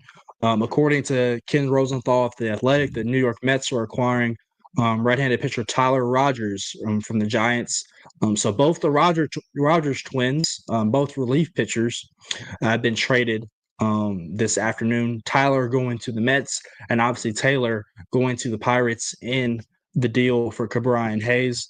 Really quickly, Calvin, as we kind of butt up against the next commercial break, maybe some guys that you're thinking about or interested to see that are going to get traded potentially by tomorrow afternoon. Yeah, like we mentioned with the Braves earlier, it'll be interesting to see if the Braves end up moving Marcell Ozuna. He's been probably alongside Ronald Acuna Jr., he's been the only player for the Braves that's put up some sort of production over the last couple weeks and months. Austin Riley and Matt Olson, they show up every now and then. Ozzy Albies has been not great this year. So Marcell Ozuna has really been the only player for the Braves that's been somewhat consistent this year. It'll be interesting to see where Eugenio Suarez ends up. He's probably going to end up being one of those guys that's going to hit 400, 450 home runs in his career, and he's going to just blow Hall of Fame voters' minds when they see a guy on the ballot that hit 450 home runs, and he's a guy you would never think of as a potential Hall of Famer. But some of those guys, notable guys that were on the trade block, have already been traded, like we said, Ke'Bryan Hayes and guys like that. But especially with the deadline coming up tomorrow, it'll be interesting to see if there's any last-second moves that people try to make. Really quickly, as we butt up against the next commercial break, a feel-good story for those that love tennis, and particularly the Williams sisters, Venus and Serena. Venus Williams will continue her professional tennis comeback this year at the U.S. Open. The 7-time singles Grand Slam champion received a wild card entry for the mixed doubles event alongside fellow American Riley Opleka. The U.S. Tennis Association announced on Tuesday Williams, she's 45 years old, returned to the WTA Tour last week at the DC Open after more than a year away. Defeated Peyton Stearns 6-3, 6-4 in the round of 32 to become the oldest woman to win a WTA level tour match since 2004. She lost in the round of 16, 6-2, 6-2, but also won a doubles match alongside Haley Baptiste at the event. So I don't know about your tennis knowledge, Calvin, and your prowess, but Venus Williams, obviously one of the all-time greats in the sport, alongside her sister Serena, at 45 years old, still making a comeback and trying to get back on the tennis stage. Yeah, I don't know a whole lot about tennis, but Venus Williams is, widely considered one of the best, not only female tennis players of all time, but one of the best overall tennis players of all time. She's won 7 Grand Slam singles titles, 14 Grand Slam doubles titles, all with her sister Serena, and 2 Grand Slam mixed doubles titles. And it's always awesome to see athletes in any sport at that age still able to play and get out there and be productive. You don't always see guys that are that age be productive a whole lot, but to see her go out there and still be able to, put up some wins and compete at a high level is really cool to see. Absolutely. I couldn't agree with you anymore. So looking forward to seeing what Venus does as she gets her wild card entry into the U.S. Open. That'll do it for the grab bag. Great work, Calvin. 2 days in a row doing that segment. Looking forward to our next guest here on Main Street Sports Today as we have Heather Williams joining us out of Johnson City, talk a little NASCAR and talk a little Speedway Classic here at Bristol Motor Speedway coming up this weekend. So looking forward to having Heather in the saddle. So join us next here on Main Street Sports Today.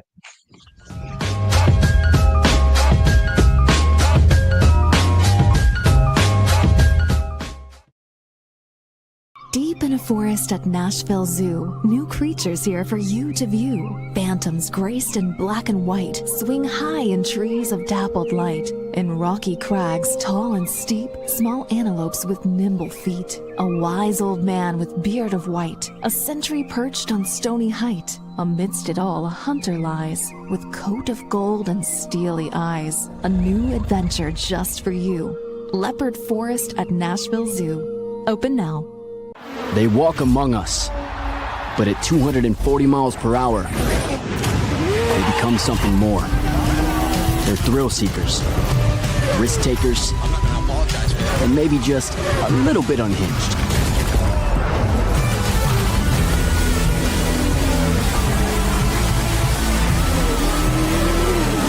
Buckle up. This new era of speed, this racing revolution, it's just getting started.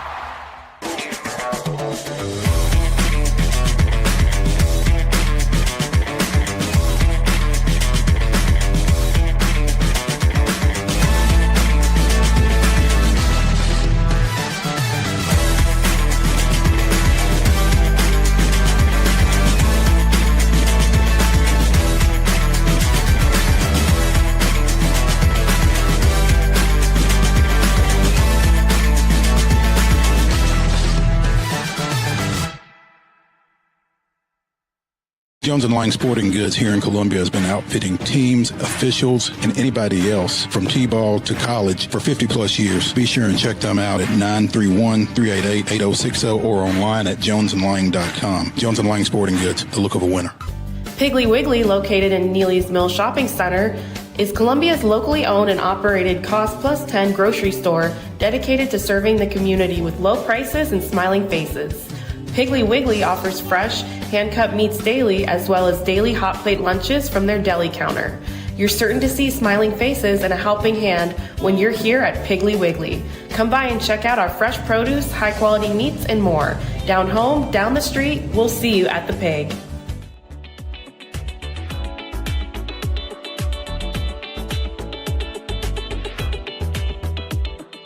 Welcome back in. It is Wild and Wacky Wednesday here on Main Street Sports. Today, I'm David Wilson. That is Calvin White. Wild and Wacky Wednesday. And wild and wacky could be words that summed up the final laps of the Brickyard 400 as we are joined by Heather Williams from East Tennessee. Looking forward to talking a little NASCAR with her. Wild and Wacky was the final laps of the Brickyard 400, and it was a feel-good story for a lot of us, though, as Bubba Wallace captures the checkered flag for Michael Jordan in 2311 Racing alongside owner Denny Hamlin as well. Snaps 100 race winless streaks, wins one of the crown jewel events of NASCAR. Heather, as you kind of took in those final laps, whether through the rain delay that kind of got turn one and turn two, how impressed were you with Bubba Wallace's win on Sunday? It was very impressive. By the way, gentlemen, you're looking much younger this weekend.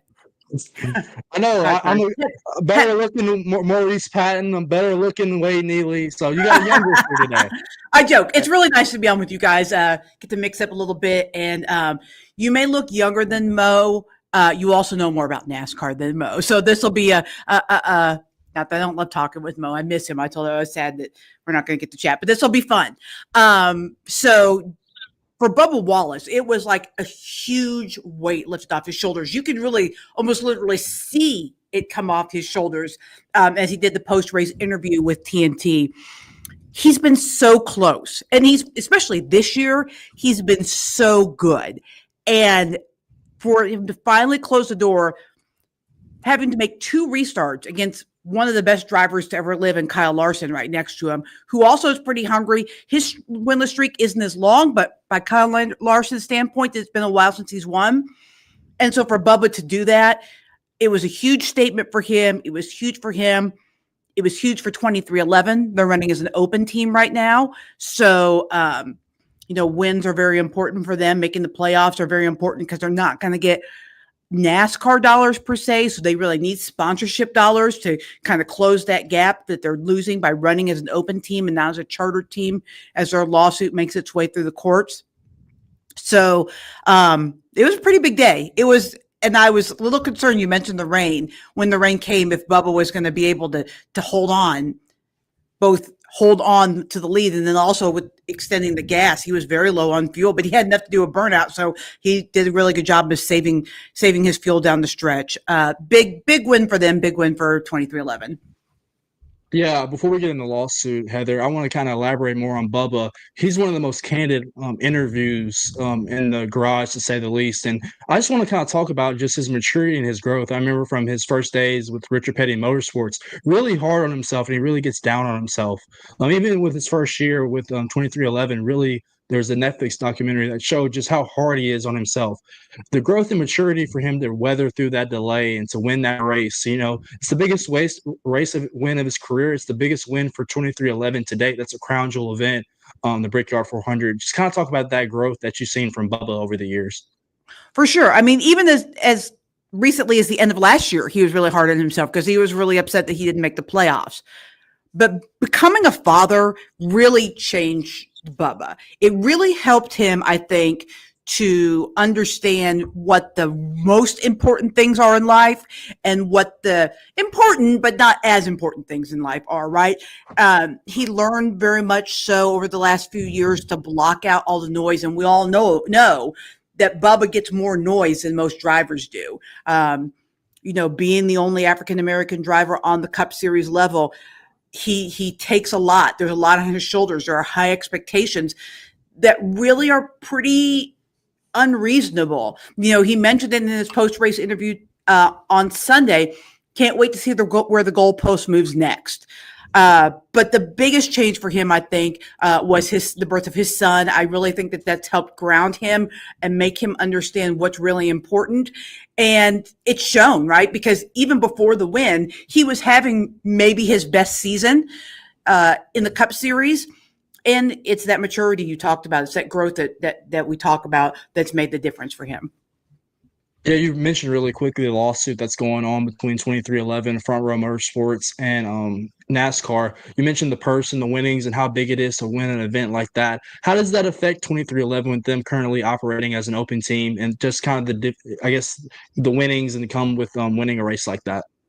Well, the win. So basically, to kind of simplify it down, because I don't really know all the specific numbers either. Plus, when you start getting into the numbers, people's eyes glass over. But you get a certain amount for winning a race, no matter who you are. But then there are all sorts of bonuses and incentives, not just for the charter, but for other things. Like if you run a Sunoco sticker, then you're, eligible for their bonus. Or if you run a Budweiser sticker, and I'm not even sure what all sponsors are involved. I think it might be Busch Light now. You're eligible for whatever bonuses they pay out. But as a charter team, you don't get basically the points fund bonus. You don't get the bonus that the charters teams get for winning. And it's a significant part of the purse of what you would win. I think I heard on the teardown, Jordan Bianchi and Jeff Gluck talking that it was six figures, maybe up to $500,000 that they lost out on by not having a charter at the moment. So it's a lot of money. That's why winning a race like this is so big, because it can help to attract sponsors that maybe can close that gap a little bit. Yeah, absolutely. Another takeaway this weekend from Indianapolis, Heather, was obviously the Xfinity race on Saturday.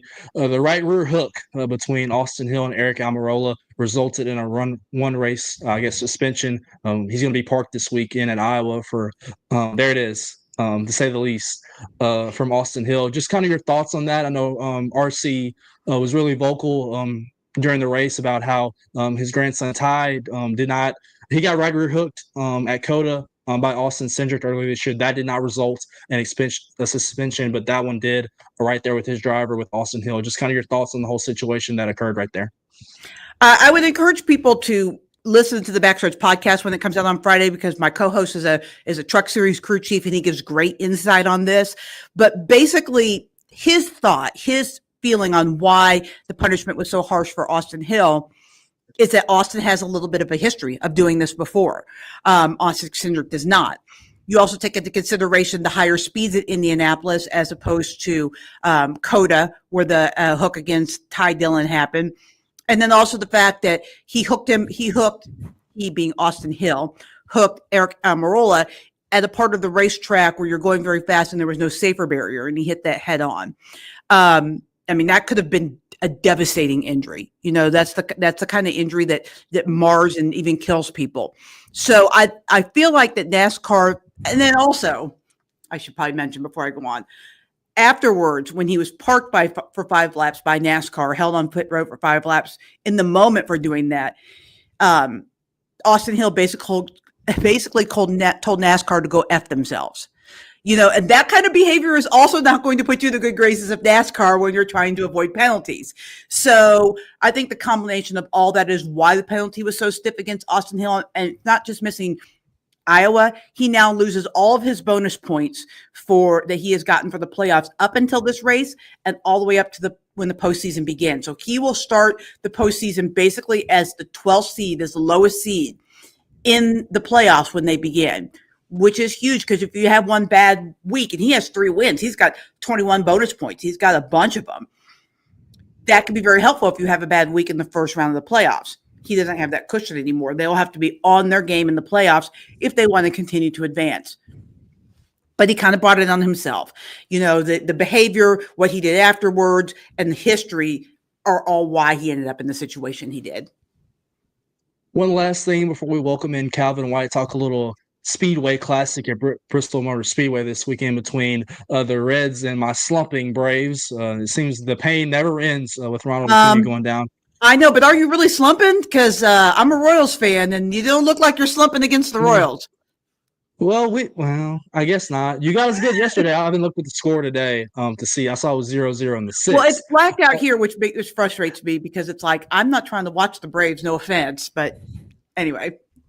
There you go. One last thing you mentioned, Jordan Bianchi. It was reported this morning that NASCAR is going to return to Chicagoland Speedway, something I kind of mentioned to you a few weeks ago. Moving away from Mexico City, how excited are you? And maybe really how excited are the drivers to have another 1.5 miles on the schedule?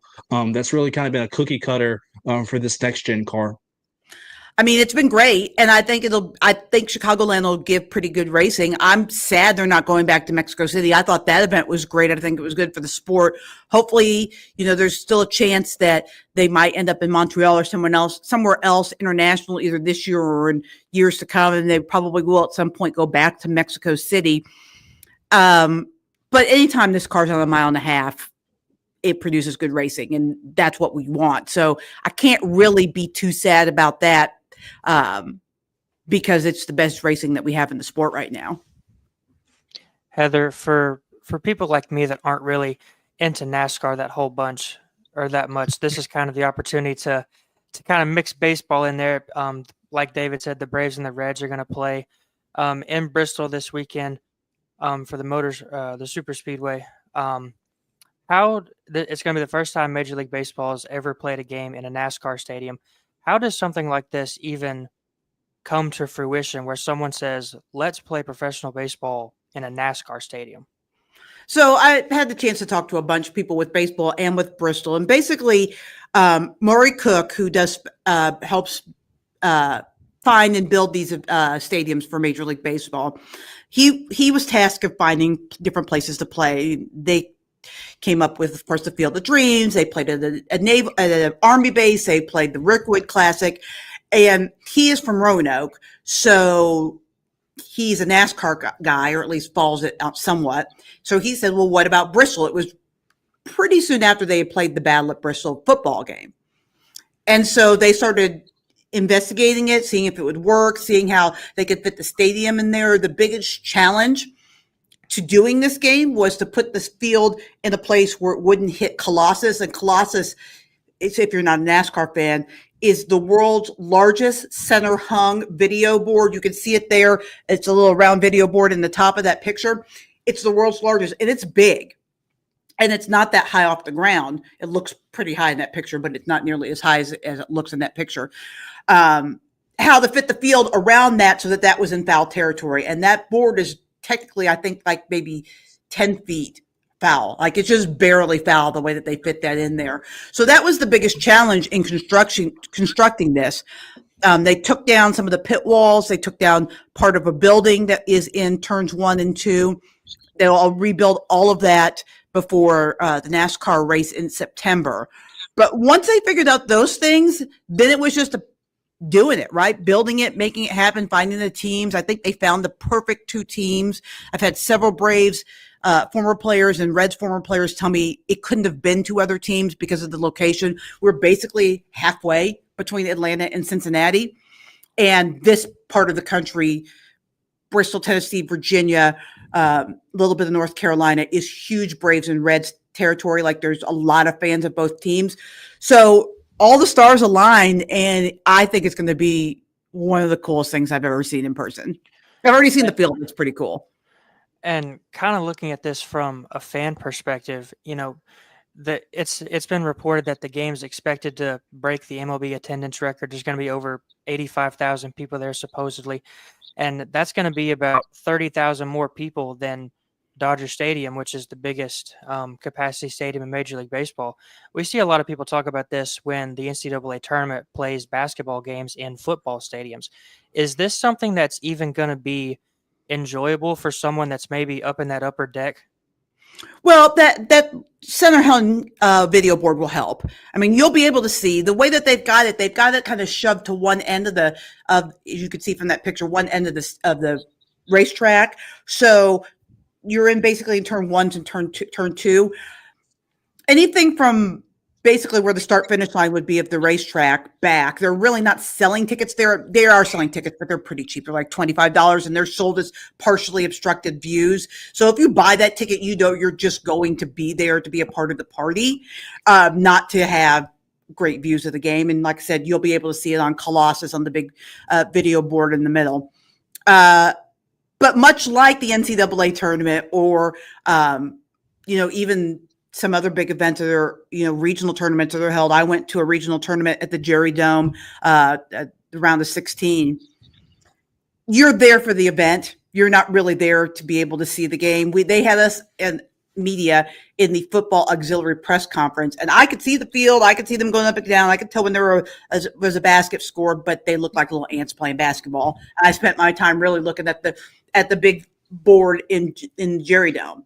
So yes and no. I think most of the people that are where you would normally be for a baseball, from the start finish line on towards the outfield, are going to have a pretty good view, even high up, because it's not the proportions from this picture. It's really hard to tell. It's not really at that high. You're going to have a pretty good view, and then everybody else will just stare at the video board. Heather, I'm going to continue on this topic really quickly. We've seen that MLB is willing to experiment with things of this nature, playing in Bristol Motor Speedway, playing in Iowa at the Field of Dreams. Obviously, if this is a success this weekend, is this something that we could see more of MLB in your mind, playing in bigger stadiums and bigger venues to try to expand to get more eyes on its game? Yes and no. It would have to be a unique venue. I mean, one of the things, and I talked about it a little bit, that's unique about Bristol compared to a lot of other racetracks is it's a coliseum and the seats are really close to the track and it kind of goes up rather than out. It would be very difficult to pull this off at racetracks specifically, which is where most of your bigger stadiums are in the United States, just because of where the seats are. Now, soccer stadiums, European soccer stadiums, those types of things, because they have played, overseas in England, perhaps that might be a possibility. But it's really got to be the right place because you don't want the fans too far away from the action. I mean, they're further than they would be at a regular ballpark at Bristol. But when you think about even like a Nashville Super Speedway or Charlotte or Atlanta, the stands are really far away from where the playing surface would have to be on those tracks. And so it would be very difficult to do it at a lot of places that are bigger. That's why Bristol really is like the perfect place to do something like this. I'm really curious with Ronald Acuna going on the shelf this week. That's a bummer, but maybe one player you're really excited to cover this weekend that you haven't met or haven't seen play live. There's a local kid that was on the Braves roster that got sent down this week, Hunter Stratton. He's from 20 minutes from the field. I keep crossing my fingers that they might call him back up just for this game, because I think that would be a great story. A kid that basically grew up in Bristol, just right outside of Bristol, getting to play. But if that doesn't happen, as the week goes on, it looks like it probably is not going to happen. And I don't want somebody to get hurt. Like, I don't wish bad things on somebody just so Hunter can come up and play. So besides the possibility of Hunter maybe coming up and playing, I'm really excited to see Ellie De La Cruz. I mean, obviously that guy is amazing. I know he's not a Braves guy, so you're probably not as excited about it. But, just from a pure baseball standpoint, I think seeing him play one of the great young stars of the sport will be really cool. And I think you're going to have a treat when it comes to the pitching matchup. Looked ahead at the probables. Spencer Strider, the East Tennessee boy, went to CAK up in Knoxville, and then Chase Burns, a mid-state stand-up, went to Beach here in Hendersonville and Station Camp. That's your pitching matchup. So 2 flamethrowers going at it at Bristol Motor Speedway. Maybe a little tribute there to Jeff Gordon with that rainbow paint scheme. Yeah, and the hats. The Atlanta hats have the flames on them, and the Cincinnati Reds have the checkerboards on it. I've never been a fan of the flames, like the NASCAR flames, so I probably won't go for a Braves hat, but I might go for a Reds hat, even though I'm not really a Reds fan, just because I love the checkerboards on it. There you go. Heather Williams, WCYB Sports, kind enough to join us here on Main Street Sports Today every Wednesday. Heather, thanks for hanging out with the rookies today. Appreciate it. Hey, you know what? We're going to get those rookie stripes ripped off in no time, have you driving like veterans. There you go. Thank you so much. That's Heather Williams, WCYB Sports, hanging out with us always here on Main Street Sports Today on Wednesdays. Calvin, first NASCAR segment. Maybe next week we get in with the question. NASCAR never something you really got into as a kid? No, I was, my dad never watched it. My brother never watched it. It was just never a thing that was on in my house, and I've never been in a scenario where, it was kind of like with high school wrestling this past season. I had never really watched high school wrestling this past season until, the Clarksville area had a bunch of kids go to the state tournament. So I was kind of forced to watch it, and I kind of learned after that week at the state tournament that I kind of enjoyed wrestling. So I think that NASCAR could be one of those things that if I ever found a way to get myself into it, I think I could, become a fan. Well, Calvin is cruising along. He's down to his final segment of the week after yesterday, so he's probably looking forward to this. We're going on, as I mentioned, one final segment, and it is the Wednesday. So it is Wild and Wacky Wednesday. We're going to dive into the wildest and wackiest stuff from across the globe, and maybe a little local flavor, as Calvin threw in there in the preview earlier in the show, from Robertson County. So it's Wild and Wacky Wednesday. We'll dive into the wildest, wackiest stories right after this here on Main Street Sports Today.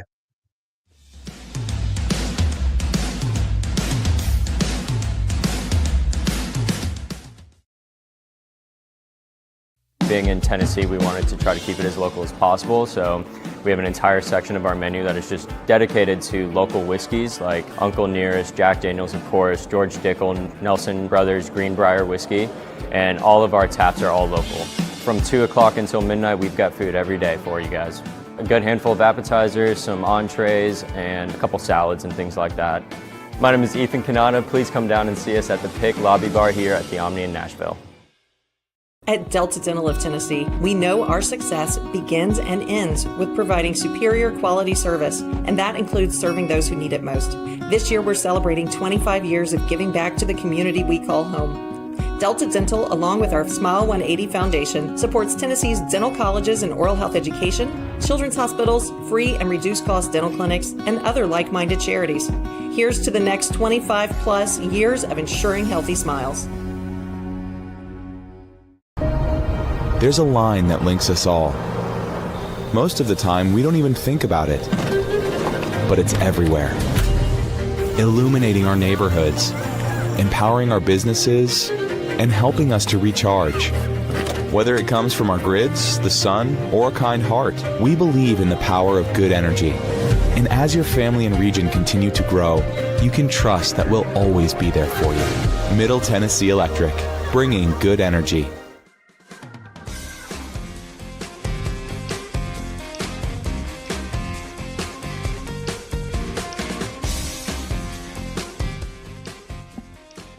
Welcome back to this Wednesday edition of Main Street Sports Today. I'm Calvin White, joined by David Wilson. We've given you all of the NFL news, the Vanderbilt football news, NASCAR, MLB news. It's time to introduce our final segment of the day, Wild and Wacky Wednesday, where we go over the wackiest stories, not only in sports, but just in general that we can find. I tried to find some super wacky stuff for us today, David. Putting the entire section together, so I'm excited to get into this section.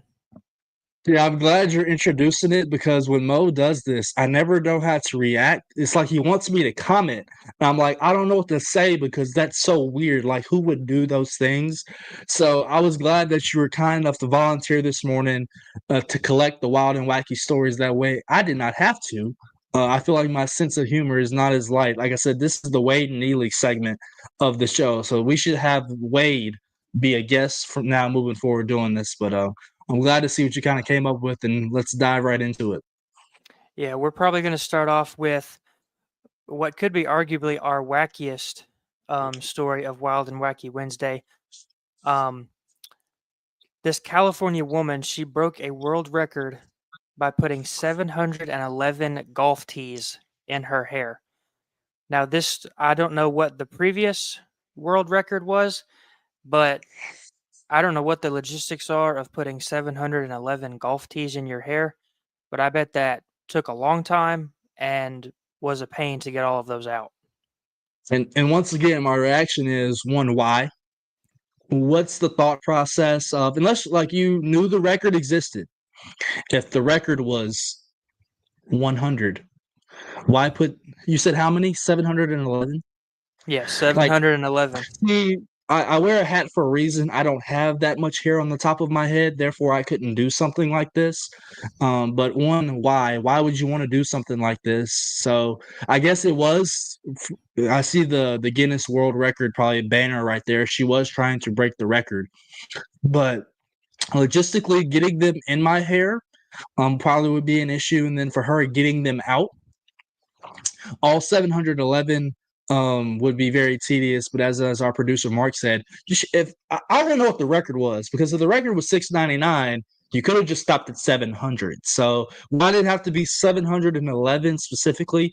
That's the question. But that is wild to me that someone would put that many T's in their hair. Yeah, this story says it took her and her friends 47 minutes to get all of the teas out of her hair, which is probably more impressive that they got all of them out that fast instead of getting all of them in there to begin with. See, and that's 40, you said 47 minutes. That's 47 of my minutes of my life that I won't get back from sticking a bunch of teas in my hair and having somebody help plug them out for me. So that's wacky to say the least. So, oh my goodness, I couldn't imagine. Yeah, and we didn't want to bury the lead, so we did our wackiest story first. We're just kind of going to go downhill from here. Our next story comes from out of Oklahoma, I believe. This woman and this man had to call the fire department because there was a cow that wandered into their swimming pool, and they could not get it out, so they had to call the fire department. See, I can understand this from the cow's perspective, and here's why.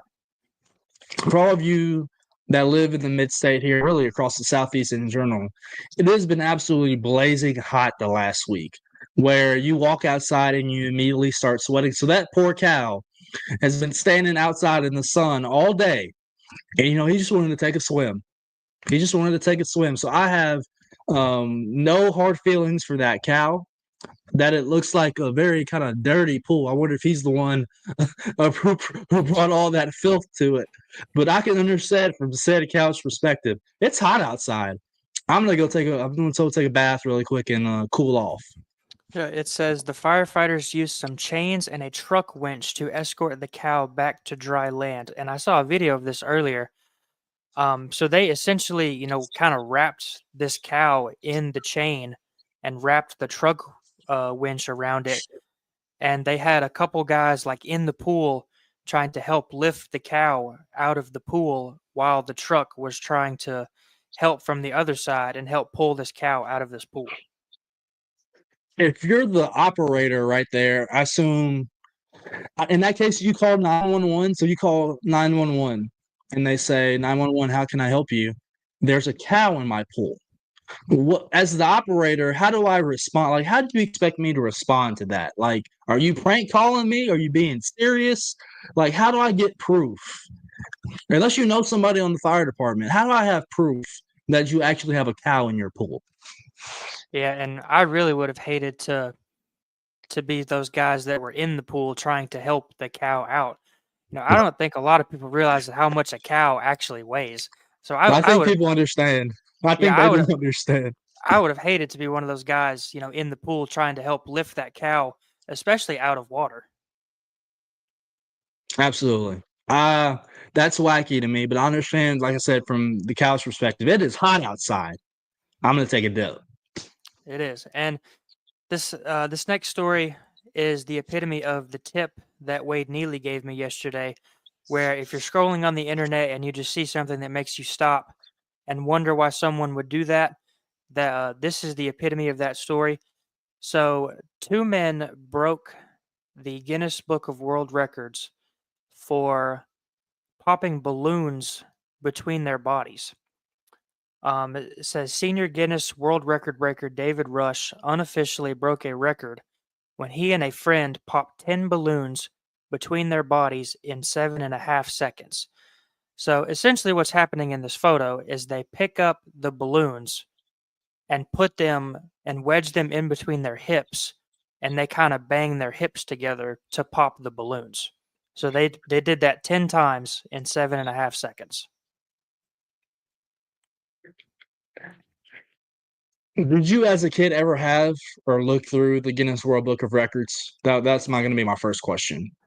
They always had them at the school book fair when I was in elementary school, and that was always the book that someone would waste their $3 of Monopoly money on.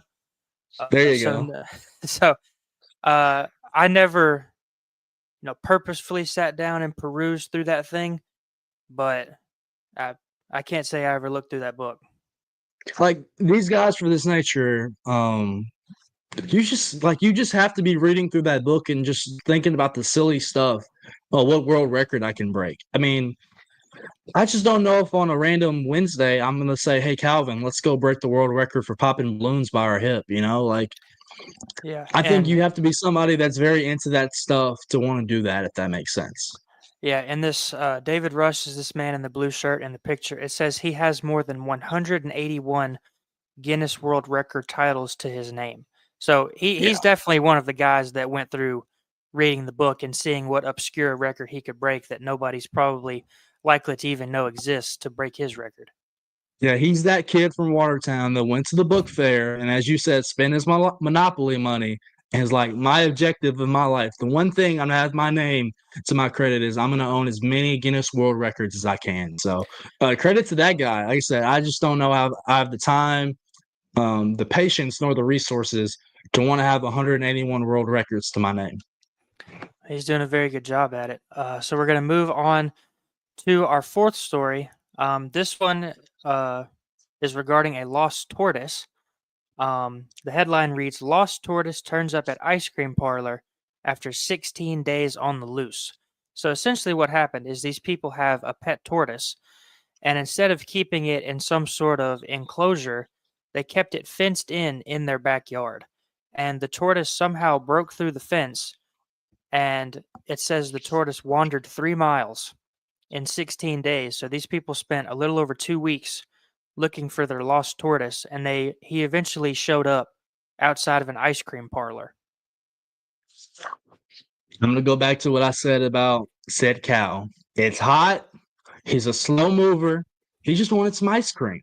He just wanted that. He was drawn to the ice cream. And it says the Elephant Barn. Great name for some ice cream, I guess. But he wanted some ice cream. So he's a slow mover. I'm like, hey, slow and steady wins the race. It's hot. He's just trying to get some ice cream. He was on a mission, and it says that 16 days to go 3 miles is wild. But I mean, that's literally the pace that they go. I'm looking at his shell. That's something he's definitely carrying. Good grief, that looks a little heavy. He's a slow mover. He got to his destination. But we're going to move on to our second to last story. This is something that I wish would happen to me. So this woman asked her husband to stop at the gas station on his way home from work because she wanted to buy some lottery tickets, and he forgot to do it. So she goes out and buys them herself, and she sees kind of this one ticket that's super shiny in the window. So she buys 3 of them, and 2 of them she didn't win anything, but the third one she won $500,000. So by her husband not buying the lottery tickets on the way home, she goes and buys them herself and wins $500,000. That's fate if you ever seen it. I would first of all to this. You said South Carolina, South Carolina. Yes. To the South Carolinian, if you have an extra $10, $20, feel free to mail that $20 to Nashville or to Clarksville for Calvin. Giving is a big deal. Being generous is when you have money like that is definitely well worth your while. But are you a big lottery guy? Do you play the lottery? I know that's a personal question, but I've never played the lottery. okay, I've dabbled in the lottery. I've not been fortunate enough to obviously win a $500,000 ticket. I couldn't imagine what that's like. Obviously, she's going to have to pay some taxes on that. But congratulations. I feel like those things. It's just literal luck. Luck, like God was on your side. Karma was on your side. But she went home a little richer than the way she came. So I bet the husband was like, I knew all along. That's why something told me to forget to go get the lottery ticket. And baby, that's why. It's because I knew that you were going to swing by the store and come home $500,000 richer, to say the least. Absolutely. And then really quickly, we're going to get to our last wild and wacky story. This one comes to us locally from Robertson County. Jada Head, who was the head coach of the Red Devils softball program for the last 6 seasons, she resigned at the end of this past season after leading the Red Devils to 4 straight Class 1A state tournament berths. She intended to not coach anything anymore, but she was up at Joe Burns on July 7th, which was the first day after the dead period. And Joe Burns Volleyball was also looking for a new head coach. And supposedly the person that was going to take that job ended up taking another job. So Joe Burns' principal asks Jada Head if she wants to be the volleyball coach. Jada Head has only ever played volleyball for 1 season of high school, and she's never coached volleyball.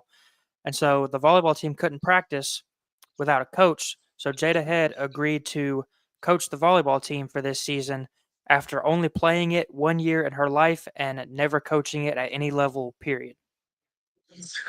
I guess my reaction to this, Calvin, is I feel like this happens way more in high school athletics and even middle school athletics than we like to talk about, right? Let me first of all say Jada is a winner. I've been fortunate enough to cover her the last 2 years. She's a winner. Joe Burns softball program is the program in Robertson County. She knows how to coach athletes and get them to their best and buy into a culture. It's just kind of a sad situation, right? Joe Burns is 1A, really small school in the west side of Robertson County. So it's hard, and so I can understand that. But like I said, unfortunately, that's just kind of the nature of some places in sports. We've seen it. We've seen it here in the mid-state, even in East Tennessee, where programs have had to shut down due to lack of players. So that's just kind of the world that we live in. And unfortunately, those things happen. But props to Jada for stepping up. And you kind of, as you wrote in your story and she mentioned, the girls deserve to play. So I might not be the best person for it, but I'm going to give them an opportunity to play. Absolutely. And she said she does intend on this being just a 1-year deal. If Joe Burns does end up finding somebody more qualified than her. So Jada Head could be the volleyball coach for 1 season or multiple. We never know. David, you want to close us out? Yeah, Wild and Wacky Wednesday here on Main Street Sports today. Thanks for hanging out with us. Thanks for Joey Dwyer and Heather Williams for jumping in and being great pros as they always are. Looking forward to having Maurice back on the show tomorrow. It's Coach's Corner, and it's Throwback Thursday. So looking forward to having Mo back in the saddle with me. Calvin, congrats on wrapping up week number 1. Hope you enjoyed it. Looking forward to working with you here for the foreseeable future. I enjoyed it. Let's get ready to do it. All right, buddy. Throwback Thursday and Coach's Corner here on Main Street Sports Day. See y'all later.